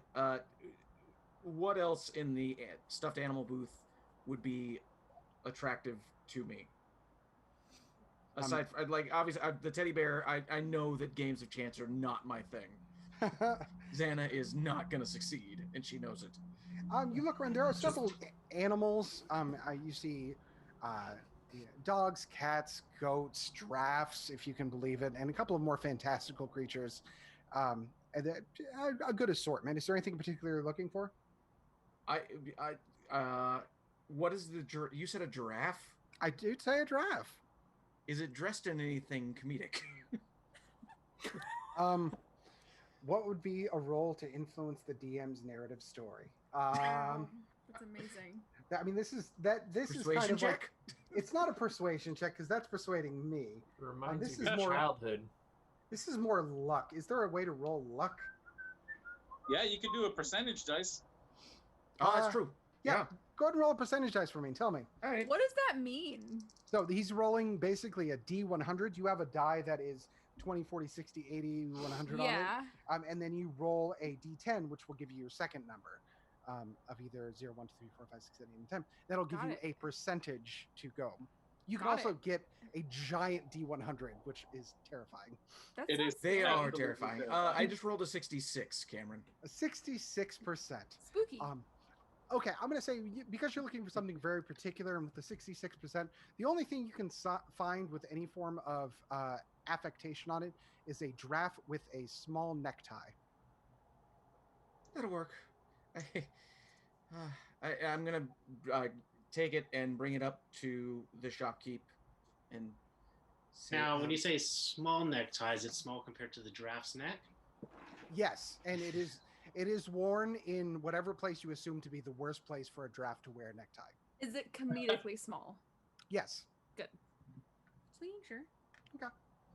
An excellent purchase. That will be. And he takes it and looks at it and looks behind the counter and kind of looks at it again, looks at you, looks at the thing and says, four silver, please. Oh, yeah, wonderful. I can, yeah. This is not quite the teddy bear, but hopefully it makes up for my cousin's teddy bear that I set on fire. I just thought you were trying to sleep better. Because everybody needs a stuffed, whether out in the wild or, you know, the value of it. You gotta do what you gotta do, man. You said 4 I silver am- pieces? Yes, 4 silver. All right, so I hand over a gold. Okay, and he very quickly counts out your change to you. Excellent. It's a pretty quick transaction. He's off to the next person. Okay, wonderful. Thank you. Okay. I believe Theo Beak has probably made his way over to the smithy at this point. And he is hard at work.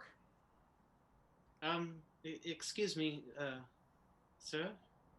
He kind of turns, he kind of looks you up and down and goes, "Bird person." Great. Neat. What do you want?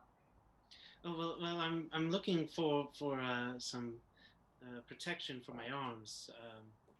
I found hitting things that being able to block with my arms is a little bit useful, but it does hurt without protection. Okay. And he's going to turn and start kind of milling through some of the things he has crafted already. As I mill through a giant list of things that I have prepared. And he pulls out a small set of leather bracers that have some trim edge to them, so they haven't been finished. And he kind of pulls you over and begins placing them on your arms to kind of get a feel for them. Because the trim edge is there, like they can fit, and he's not really going to have to cut a lot off of it. He grabs a leather punch and he goes to actually put the brace bindings on it, and he kind of turns to you and says, "You are buying these, right?" Like, I will try. okay, well, it's going to be a gold for these. I mean, and I'll do the customization for free, but yeah, 1 gold for this. Okay. I pull out my sack and I just kind of dump everything that's in it on the table, so a jewel falls out, coin, a bunch of nails. Bunch of nails. Yep. Go ahead and take the one that you said it's worth. Huh. Okay. Because they don't have a character sheet for this, I will determine facts about this guy with dice. Just so you know, it's 26 gold, 10, and then the 10 silver is in form of a small green jewel, Mhm. bunch of nails, and 6 vials. Yes, because one of them melted. That took a second. Okay, with the on the moment chivalry decision of this particular blacksmith, he pretty gingerly around all the nails pulls out one gold piece, says, "That'll do it. Here, take a moment." And he kind of sits you down as he begins to work on punching out holes and actually fitting them for your wrists. So you can add a standard leather bracer to your inventory. That is yours now. As he's getting fitted, is anyone else doing anything around the Moon Trader? Yeah, Alden would like to see if there are any kind of maybe like a half plate armor he can find, just something a little more than the chainmail than what he's got. Okay. Well, you probably are going to get told to go to the exact same place that the Theobeak is currently getting his armor added to. And there are a few display pieces out, whatever he's working on right now. As I pull up his inventory, the only thing you see pretty close is actually a full set of plate on a kind of a stand. It's kind of the display piece for the store. Oh, well, this is really nice, though. Is it made for a dwarf? Like, wouldn't really fit. Oh for yeah, me. that is dwarven size. Yes. Yeah. Something like this in my size would be great. Although it's probably going to cost me a lot of coin. Good sir, would you happen to have anything maybe a little smaller that I can afford to maybe put on my chest? All right, I'm short. I'm not a mile away. Calm down. Yeah. He's going to say, I mean, it'd have to be custom. I might be able to get something. I mean, how long are you in town for? No, we're going to be here for at least over a day. I might be able to do it. I mean, I'd have to get some materials and stuff. The set, and he points to the set up front, that's about 1,500 gold. I'm probably going to need twice the amount of metals, so I mean, maybe 3,000. That work for you? It does not, but thank you. All right. And he turns back to Theobeak and continues to bind his leather. Okay. All right. I need money. So Wow, isn't that a mood? the Or other I thing, need to make this myself. The other thing that Xana remembers from her childhood is that there used to be a musical instrument booth, and she wants to go over and see if it was always ornamental only or if they were functional. All right. I'm going to say that from your memory, you recall vaguely where it is. And it still exists there. What goes through the lens of childhood was a music store, when in truth, it's more of a general sundry store that does have some instruments in it. And the only things you're really seeing in there is there are a couple of flutes available in the general sundries. Question. Yes. Does Dobbs have the ability to make armor for other people? Yes, if you have access to the materials and the place to do it. I have smithing tools, by the way, if you need it. I do have the ability to make armor. I made my own, so. And you could always figure out a way to get some raw materials for that and craft it yourself.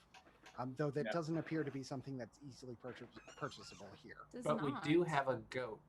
Can you stop with that? I'm gonna make armor to protect Ba. That was so my you next can't call. touch Yes. him. Protect or cook. Y'all thought I was gonna make armor for Alden. I'm making armor for Ba. An armored goat. I love that.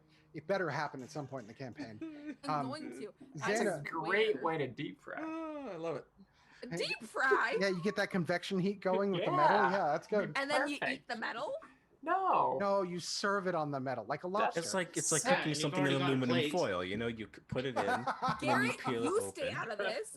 Colonel, you stay out of this. I'm only talking to Alden about Ba, and that's But this it. is the way for tender goat. This is the way for nothing. Xana, you're with Yes. flutes still. You haven't Yeah. tasted the goat yet. Are You're you with mi- flutes. Are you milling about over there? These are all needing my voice to play the instruments. There are no like stringed instruments then that I'm No, finding, unfortunately. sadly. Okay. Yeah. No, where they then I will walk away from that booth slightly saddened. All right. Well, there's a general cheer of levity and some despair happening at the Dragon Chess Pit. It appears that folks are a match has just ended, and the presumed champion has won yet again. And it is an older dwarven man who has some Coke bottle frames on him, and unlike many of the dwarves around him, is fairly clean shaven with just a tuft of hair around the outside of his head. Huh. How interesting. And there's been gambling in this area, is that correct? Oh yes, betting right and left on these games. Well, you said you needed money. I do need money. I didn't well, say Garrett's it's a good not a way. gambler, but But he as does a use that cleric, to I his cannot advantage. I cannot. So use it to your advantage. I'm going to look and see who may have won the largest pot in this game.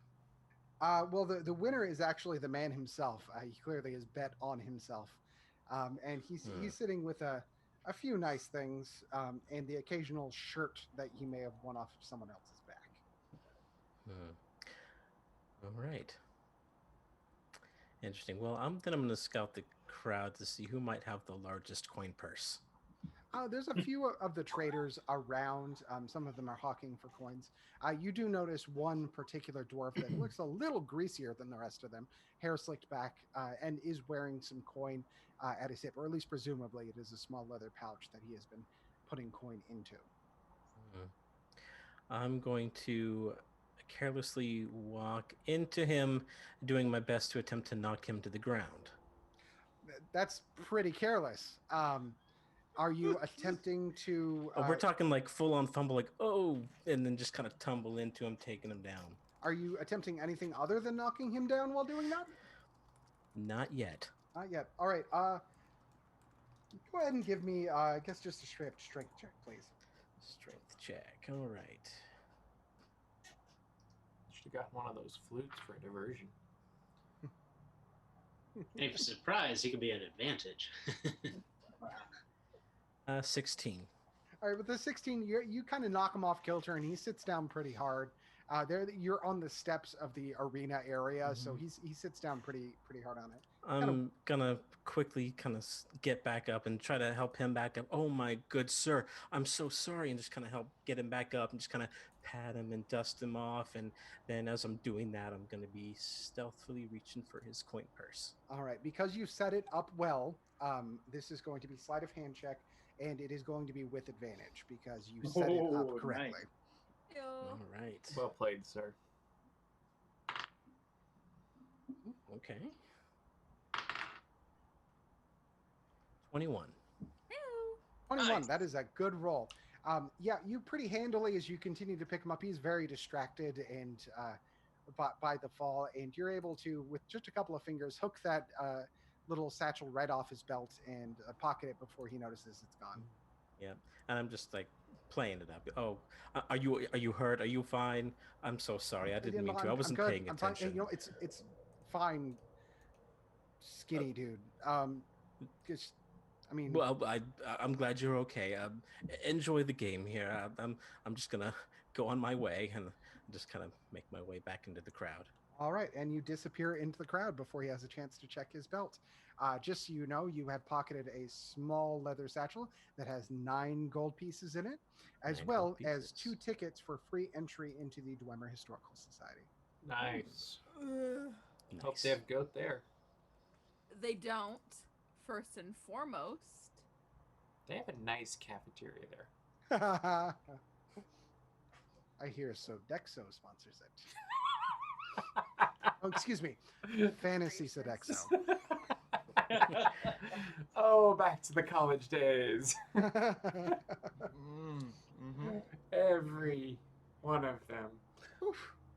Every one of his college days before he quit. So 3. Oh, no. Yeah. I don't know. I don't know. If it was more than 10, I can't tell. All right, great. Well, you've managed to pilfer some coin. Are we doing anything else in the Move Trader? What are we thinking? Yes. Can I go around and see if there are any bauble shops with like little trinkets and things? You can as soon as I open up the sheet that tells me if you can. You do notice one kind of peculiar shop. It has one of the very rare non-gnomes in it. It actually has two, or excuse me, non-dwarves. There are two gnomes behind the counter that you would swear are twins, and both have fairly large mustaches, which is a rarity for gnome kind. They also have various machinations and workings on them, goggles resting on their head, and all manner of glowing and whirring objects on the table. Oh. Oh my, hello everybody. How are you two doing? Pretty good. What do you want to buy? Well, I was actually looking for maybe, I don't know, something I could fiddle with in my hands. I get a little fidgety. Sometimes. Something that spins. Yeah, that's you what know. I'm thinking. Gracious. I mean, look here. They kind of like start digging through stuff, and you notice pretty quickly that while these are small baubles in nature, they're not cheap looking. They like, well, like, we don't really have. Are you looking for something like for distraction? Are you looking for something like to? I mean, what are you looking? What is the purpose of the thing you're trying to do? Yeah, something for a distraction, you know, just something for my hand, maybe like a ring I could put on and off or something. I don't know. Well, we got this. I mean, it's something you could fiddle around with. And they pull up a small glass orb that appears to have swirling gray smoke inside of it. And they say, I mean, this thing's kind of useful. I mean, you can spin it around and stuff. It helps you detect when there are things around you of a magical nature. So you know, it's good for that. You can put it in your hands and spin it around. They're very clearly trying to make a sale with something that doesn't necessarily have the purpose for it. Wow, and how much does that cost? For you, 3 gold pieces. That's it. Oh, 3 gold pieces, and it detects what? Magic. You know, magic, like the magic stuff. Well, I love magic. Oh, I love magic. That's my favorite thing. Well, Has it been a minute? There's another one been born. What? How do I work it? What do I do? Oh, real simple. You hold on to it and you focus. And I focus. Yeah, Can that's I all you try gotta it do. out? Think Happy I'll stay right here with you. I'm pretty big. It's not like I'll get lost in the crowd. Yeah. I mean, you can do some magic to make it detect something. Do the magic. Do the magic. All right. I've got. You know, sometimes magic happens, so. That's I when can do. magic happens. Okay, they say. hold on. Let me see if I can do something that doesn't accidentally set the place on fire. Don't do that, please. We're all inside. It's one way to Okay, cook. so I'll use my cantrip of light. So I will create a small orb of light in my hand. Okay. So you create a small orb of light in your hand, and then the orb does 2 things. It pops up, the smoke condenses on the side closest to where the magic is happening, and it also forms letters on it that if you are focused on them, you can read the school of magic it is that you are casting. And you said this is 3 gold? It is 3 gold pieces. And how many uses does it have? That's a good question. How many uses this thing's got? No, I don't know. I don't really know how long it's good for. I don't know. We don't know. What if I just wasted it? I mean, that would be awful, and I mean, it would be a little less valuable, I guess. You know, for you, since then you may have burned 1. Let's say 2 gold, 5 silver. 2 gold, 5 silver. What if that was the one? It's still here, isn't it?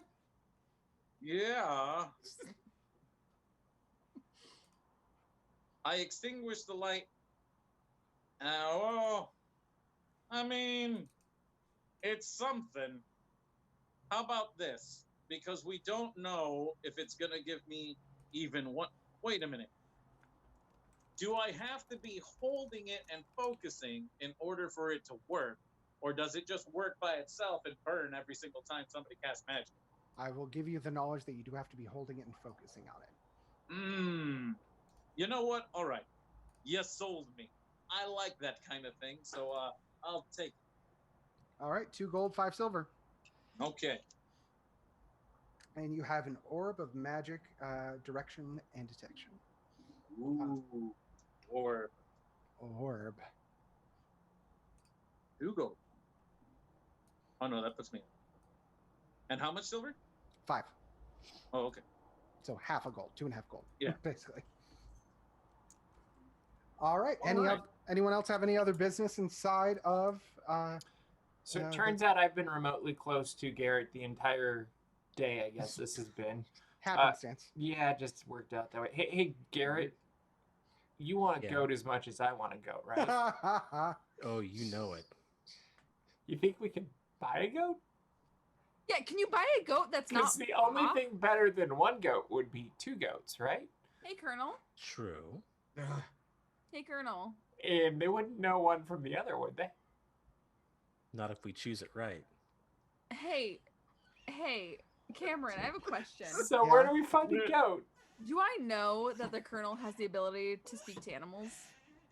I'm going to say no, unless you've specifically had that conversation. That's not common knowledge for people to be able to speak to animals. Not yet. Great. Why don't you? Do I hear their conversation? That depends where you are in the bazaar. I mean, I haven't gone much of anywhere because I have no interest. Okay. Why don't you make a? I hate to keep using it, but give me a perception check. Let's do it. Ooh, I rolled a 19, baby. All right. So an 18. You definitely heard the entire conversation. Great. So hi guys. You want I'm some here goat? to give you a no. I want 0 of the goat, but I have an idea for you here. How about instead of eating ba and buying a goat to replace it, how about you just buy a goat and eat that one? Well, my thought was we'd buy a new one, put it with the old one. True. And then we'd get a 3rd one from the first 2, and then we have multiple goats so we don't run out. It's nature. As the Or Colonel attempts to potential explain the profit. intricacies of We breed them goat and we husbandry. sell them. Yeah, we're gonna save the world from this impending evil, but we really wanted to get into goat husbandry. I'm sorry. It's We're talking a about- living. So we need to make money. So we're gonna make money by the long game of selling. Yeah, why not? Got a plan for your futures. You don't know how Master long this Theobeak. campaign's gonna go on. Master Theobeak, quick question. Have you ever tried caramel before? No, I don't think so. There's a booth in here that has the best caramel apples. Would you like me to get you one? I've had an apple. Indeed, but this is better than an apple because it's got caramel on it.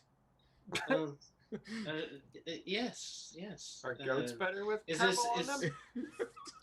Yeah. Is this one of those We are staring down the moments barrel where at I the have to rest of pay the you? campaign. I have already run away from Theobeak towards the nearest caramel apple booth. If you want to get a caramel apple, they're going to be 2 for 1 silver. Wow. All right. Yes, wait, hang on. I'll take 6. All right, so that's going to be 3 silver. All right, here you go. You now have several caramel apples on sticks. Yay. And I come back to Master Theobeak as quickly as I can and hand him a caramel apple. Thank you. Right. Do I pay you? No. This is a gift. This is a gift. Nice guy. Do you remember in the late 80s when everybody was talking about how evil Dungeons and Dragons was and you know, how bad for society it was? No. This guy just fantasy roleplayed buying a caramel apple for somebody who had never had it. That's so sweet. Yes, it is very sweet.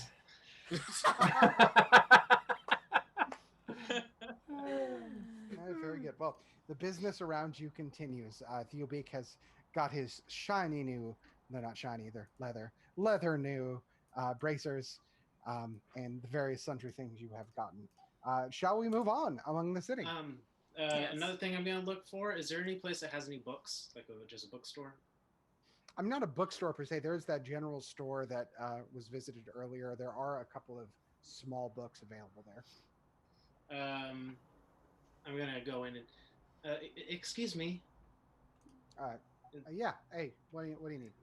I was wondering if you had any books about myths and legends of this area. No. No. Do you know of anywhere that might carry those books?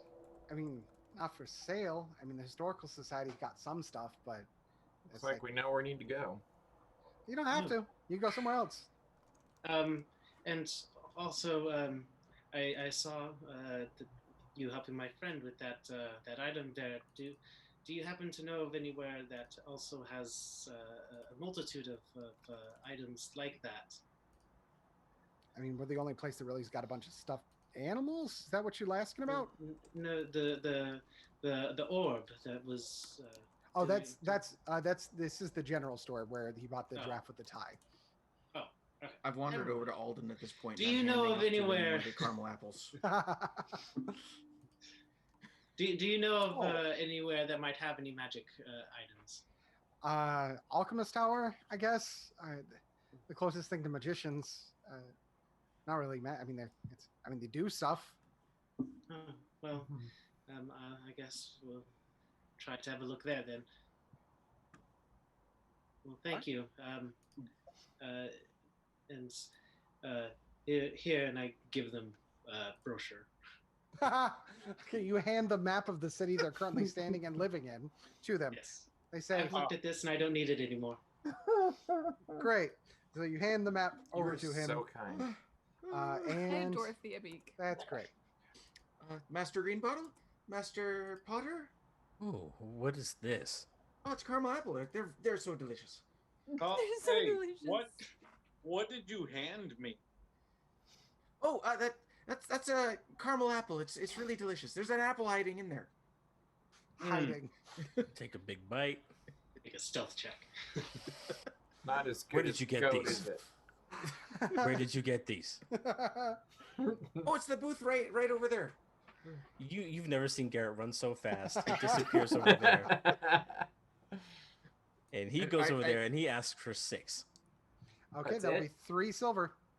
And silver. Xana finally wanders slowly and as calmly as she can up to Dobbs and says, You've probably had dozens of these before, but here.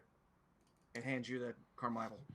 You know, you would think I don't really dwell on the sweet stuff, but thank you. No one's really ever thought of me to buy something. Aww. And the Uh. sad learning music from the background of the Golden Girls plays. Yeah, that's fully what I was thinking. And you see Garrett walk back up, all of them in his hand. All of them already have each one have a bite out of them already. Just, God, iconic. Love Xana it. is now eating her caramel apple. I walk over to Xana and tell me, is there an easy way to remove this from feathers? As the caramel apple is kind of stuck to some of my feathers as I tried to put it away in a pouch. Oh, that's funny. Several comedic apple moments later, they have only shopped in this one campaign. Did you guys want to go and do anything else at all? Let's leave. Yes. As much as I love the neon gnome, don't get it twisted. Still blinking outside? Boom! Kick it. Yeah, if I had it my way, I would just stand outside and stare at it for approximately 12 hours. But With some braised goat. no, with neon gnome only, sir. It's a way better snack than a turkey leg. I'm turkey legs are really wondering if we disgusting. should check in with the Dwemer Historical Society, but does anyone have anything else they need to do today? I don't know. I'm really down to do anything. I've never had anything this sweet before in my entire life, and I'm really, really enjoying my time with you guys. So I'd really like to just go and do something to get some of this energy out of my system. That was really delicious, Anything. by the way, I really, really enjoyed it. Oh, I'm glad to hear Garrett it. just walks up to him, taps him on the side. You feeling all right? Oh, I feel great. I feel super. I feel amazing. I feel like I could conquer the world. Let's do it. I just imagine we're you're off in shooting about off an hour. light cantrips. Like, oh. Meanwhile, Garrett's just taking more bites out of him, just not even phased by it.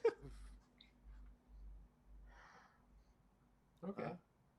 Sweetest thing I've ever had is an apple itself, and it's got an apple right there in the center, but it's covered with this stuff, this sugary sweetness, this beautiful brown golden delight, this hellish thing. I love it, and I hate it, but I love it all together. It's great.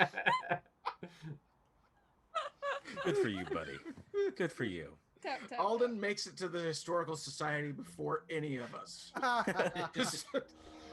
Woo! And he's still walking. That's the funny part. Just... Oh, Master Alden, we wanted to go to that building. Okay. Oh, okay. So the Historical Society is a fairly sizable building within the city limits. It is it's a little nondescript, but there are quite a few dwarves milling about outside of it, all well dressed. This appears to be more of the bougie side of town, if you were to make that assumption. And you're all covered in sticky apple junk, so you're going to fit right in. Just outside of the main entrance, there's a small kiosk for entry into the actual museum portion of the Historical Society, where all of the goodies are contained therein. Okay. All right. Is this a location where I would have had access to as a gnome and as a child? Would my parents have tried to take me here? Yeah, I mean, this would be a tourist destination within Ganske. If you guys ever made it to the city, this is probably one of the places they would have taken you. Excellent. Okay. In that case, I know exactly what to do. I go up to the booth. Okay. In the booth is a small automated machine person in the same style as the guard and almost everything else in the same design. And it holds out a hand for entry. There's a small sign that designates 5 silver for entry. All right. And I pull out 5 silver for myself. Actually, no, I can't because I've got 3 silver. Well, you have gold, right? Yeah, I've got some gold. You can divide one. Okay. So I will divide a gold. All right, so you hand him a gold, and the hand pulls back and pushes back forward out with 5 silver and your change and a ticket. All right. I take the ticket. Do it. You know, I'm really starting to notice that this place is getting kind of expensive. We're probably going to have to find a way to, make more money along our travels, because this is getting kind of crazy. Told you we And could have done it with the Oh, goat. it's a little hot. We had a way. I knew you were going to say something. Actually, I was hoping there might be a chance that we could talk to some people here in the Historical Society and have an opportunity for that, potentially. You know what? That's a really great idea. We should probably help out as much as I can. I really like helping out. So what do the rest of you do? Garrett actually has 2 tickets in his possession, whether or not he has shared that with anyone.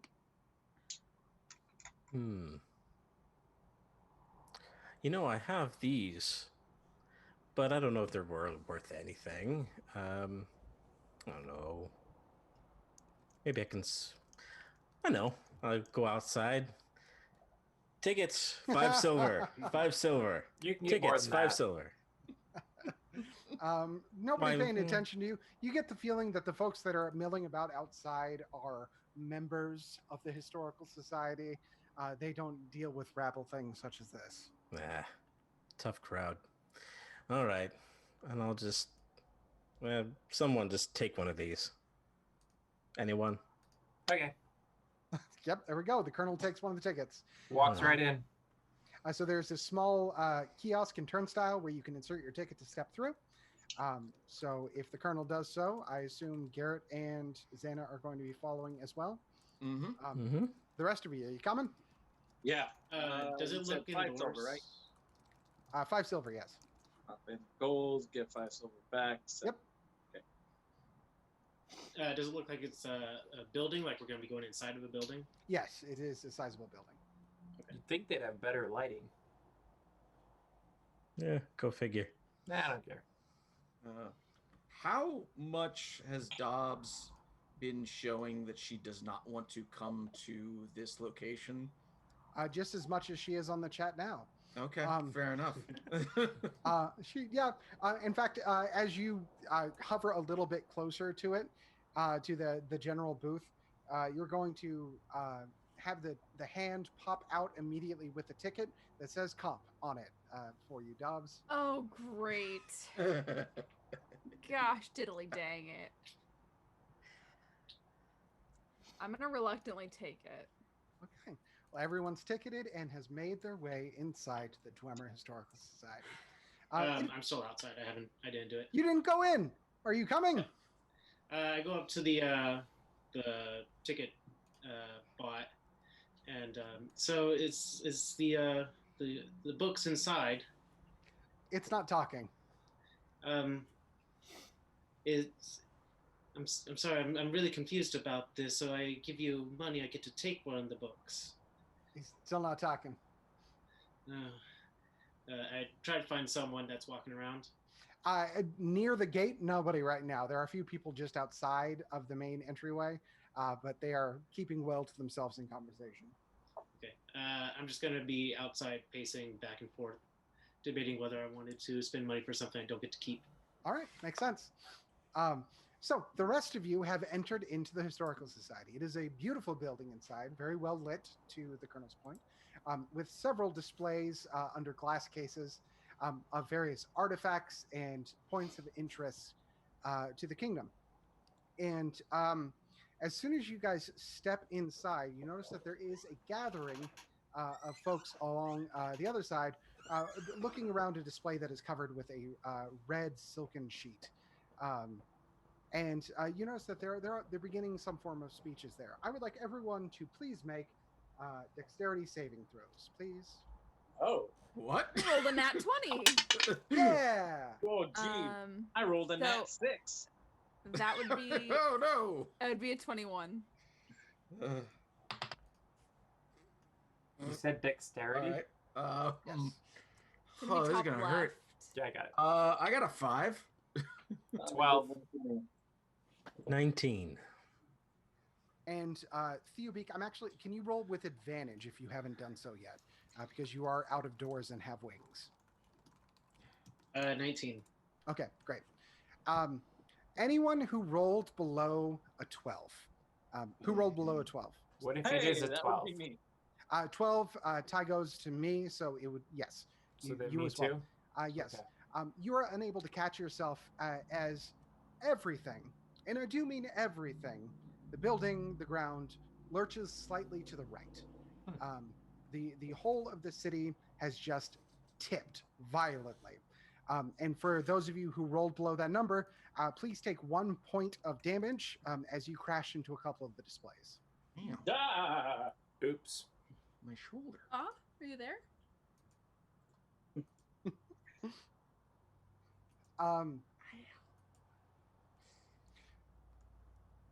Right, so you've taken your damage. Mm-hmm. Theobeak, you're still outside. Can you give me a perception check, please? Oh, natural 20, 25. Ooh, okay. With a 25, you look around, and everybody's caught off guard. You immediately notice some people are hurt, some people have fallen over. Those that have been able to catch themselves are quickly recovering to the feet. There is a slight askance to the entirety of Gantz right now. But with the 25, you're going to be the first one to notice. Around the edge of the city, you see something. You see the legs that have been holding Ganske up and walking. A couple of them have begun to snake up around the edge of the city, and in very mechanized motions. But here and there, they are snaking up. And with the 25, because it's such a high roll, I will say you also notice coming from just beyond the other side of North Tamer in the far distance is a stream of very faint lights, very small lights that are going from over to North Tamer towards just the underside of the city. And are ducking into the underside of the city. So that's where you are. What do we do? Recognize the lights. What's that? do they just look like lights, or do I see like creatures in the lights? Or Nope, they simply look like little glowing points. For those of you still inside the Dwemer Historical Society, the shift has actually blocked the main entrance. There is a large colonnade which has fallen over. On the opposite side of the Historical Society, where all of the folks have been gathered, many of them have fallen over, some of them are injured. And the large display window that is off to the other side, pretty much floor to ceiling, has cracked. It is your only point of egress from the building. Or degress, excuse me.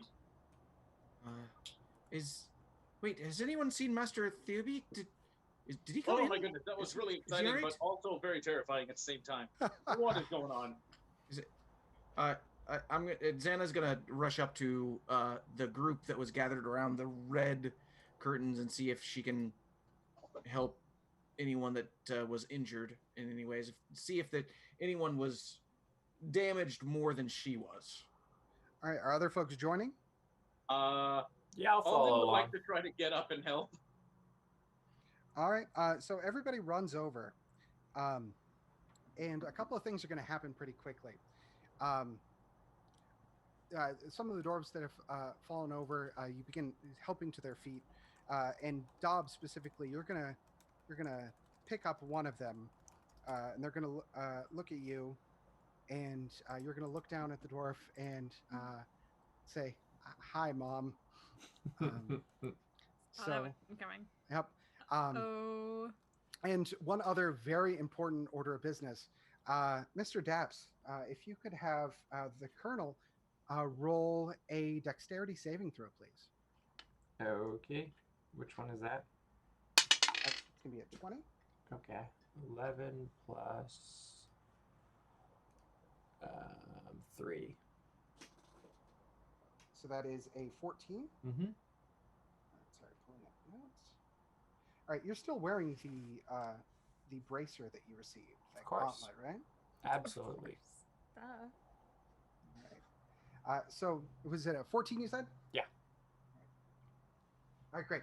With a 14, you hear a almost metallic ringing sound coming from one of the displays that crashed over near everyone. As with a dexterous twist of your wrist, raising up the bracer that is on your arm, you just barely come up to deflect a round object that is sailing at your face.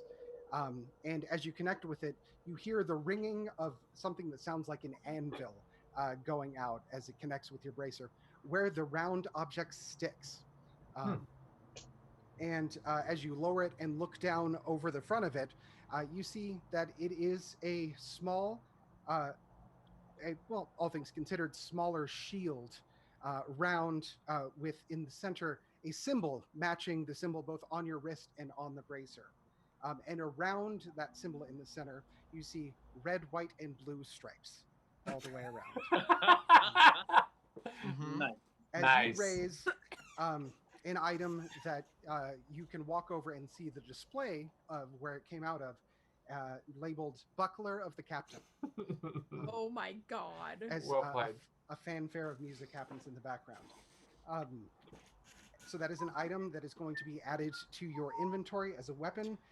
And yes, it is a ranged weapon. Heck yeah. Okay. So you are now the wielder of the Buckler of the Captain. Congratulations. Thank and you. with that, in all of the chaos of the city, we will end this session of Dungeons and Oh my Dragons. gosh. Wow. Thank you so very much, everyone, for playing. This was really fun. It was a lot more free form. As you can see, when you give your players control, they tend to go shopping for goats and apples. But that's where all the fun stuff happens. A couple of point of orders before we go away. First of all, DAPS Magic is host to a lot more than just Dungeons and Dragons. If this is your first interaction with us, welcome. We like talking about really geeky stuff. Every Tuesday, we have Geeks Corner at thegeekscorner.com at 9:30 live, where we talk about the latest in geek news and culture. We also have a lot of great stuff on the DAPS Magic site. That's dapsmagic.com. There'll be articles about what's happening in the world, opinion articles. Occasionally we'll put up some great video content. I got to interview the fabulous Don Carson the other day. A lot of great things happening over there. So please check it out at dapsmagic.com to see a lot more from us. I do want to thank all of our players. And if you want to inform the gameplay, there's one last point of order for our future games. We met in our last game Zeke, who runs the general store in Hub. He is going to run Zeke's Menagerie of Oddities in future games. Whenever our players have the opportunity to visit Hub again, they will have the opportunity to shop for some rather unique things. That's where you come in. Using the hashtag DAPS and Dragons on Twitter, that is DAPS, the letter N, Dragons, please submit your ideas for items that these players can use. Please be as specific as you like. Make them Disney themed. That'd be wonderful. If you want to make a churro that gives a buff, that's totally fine.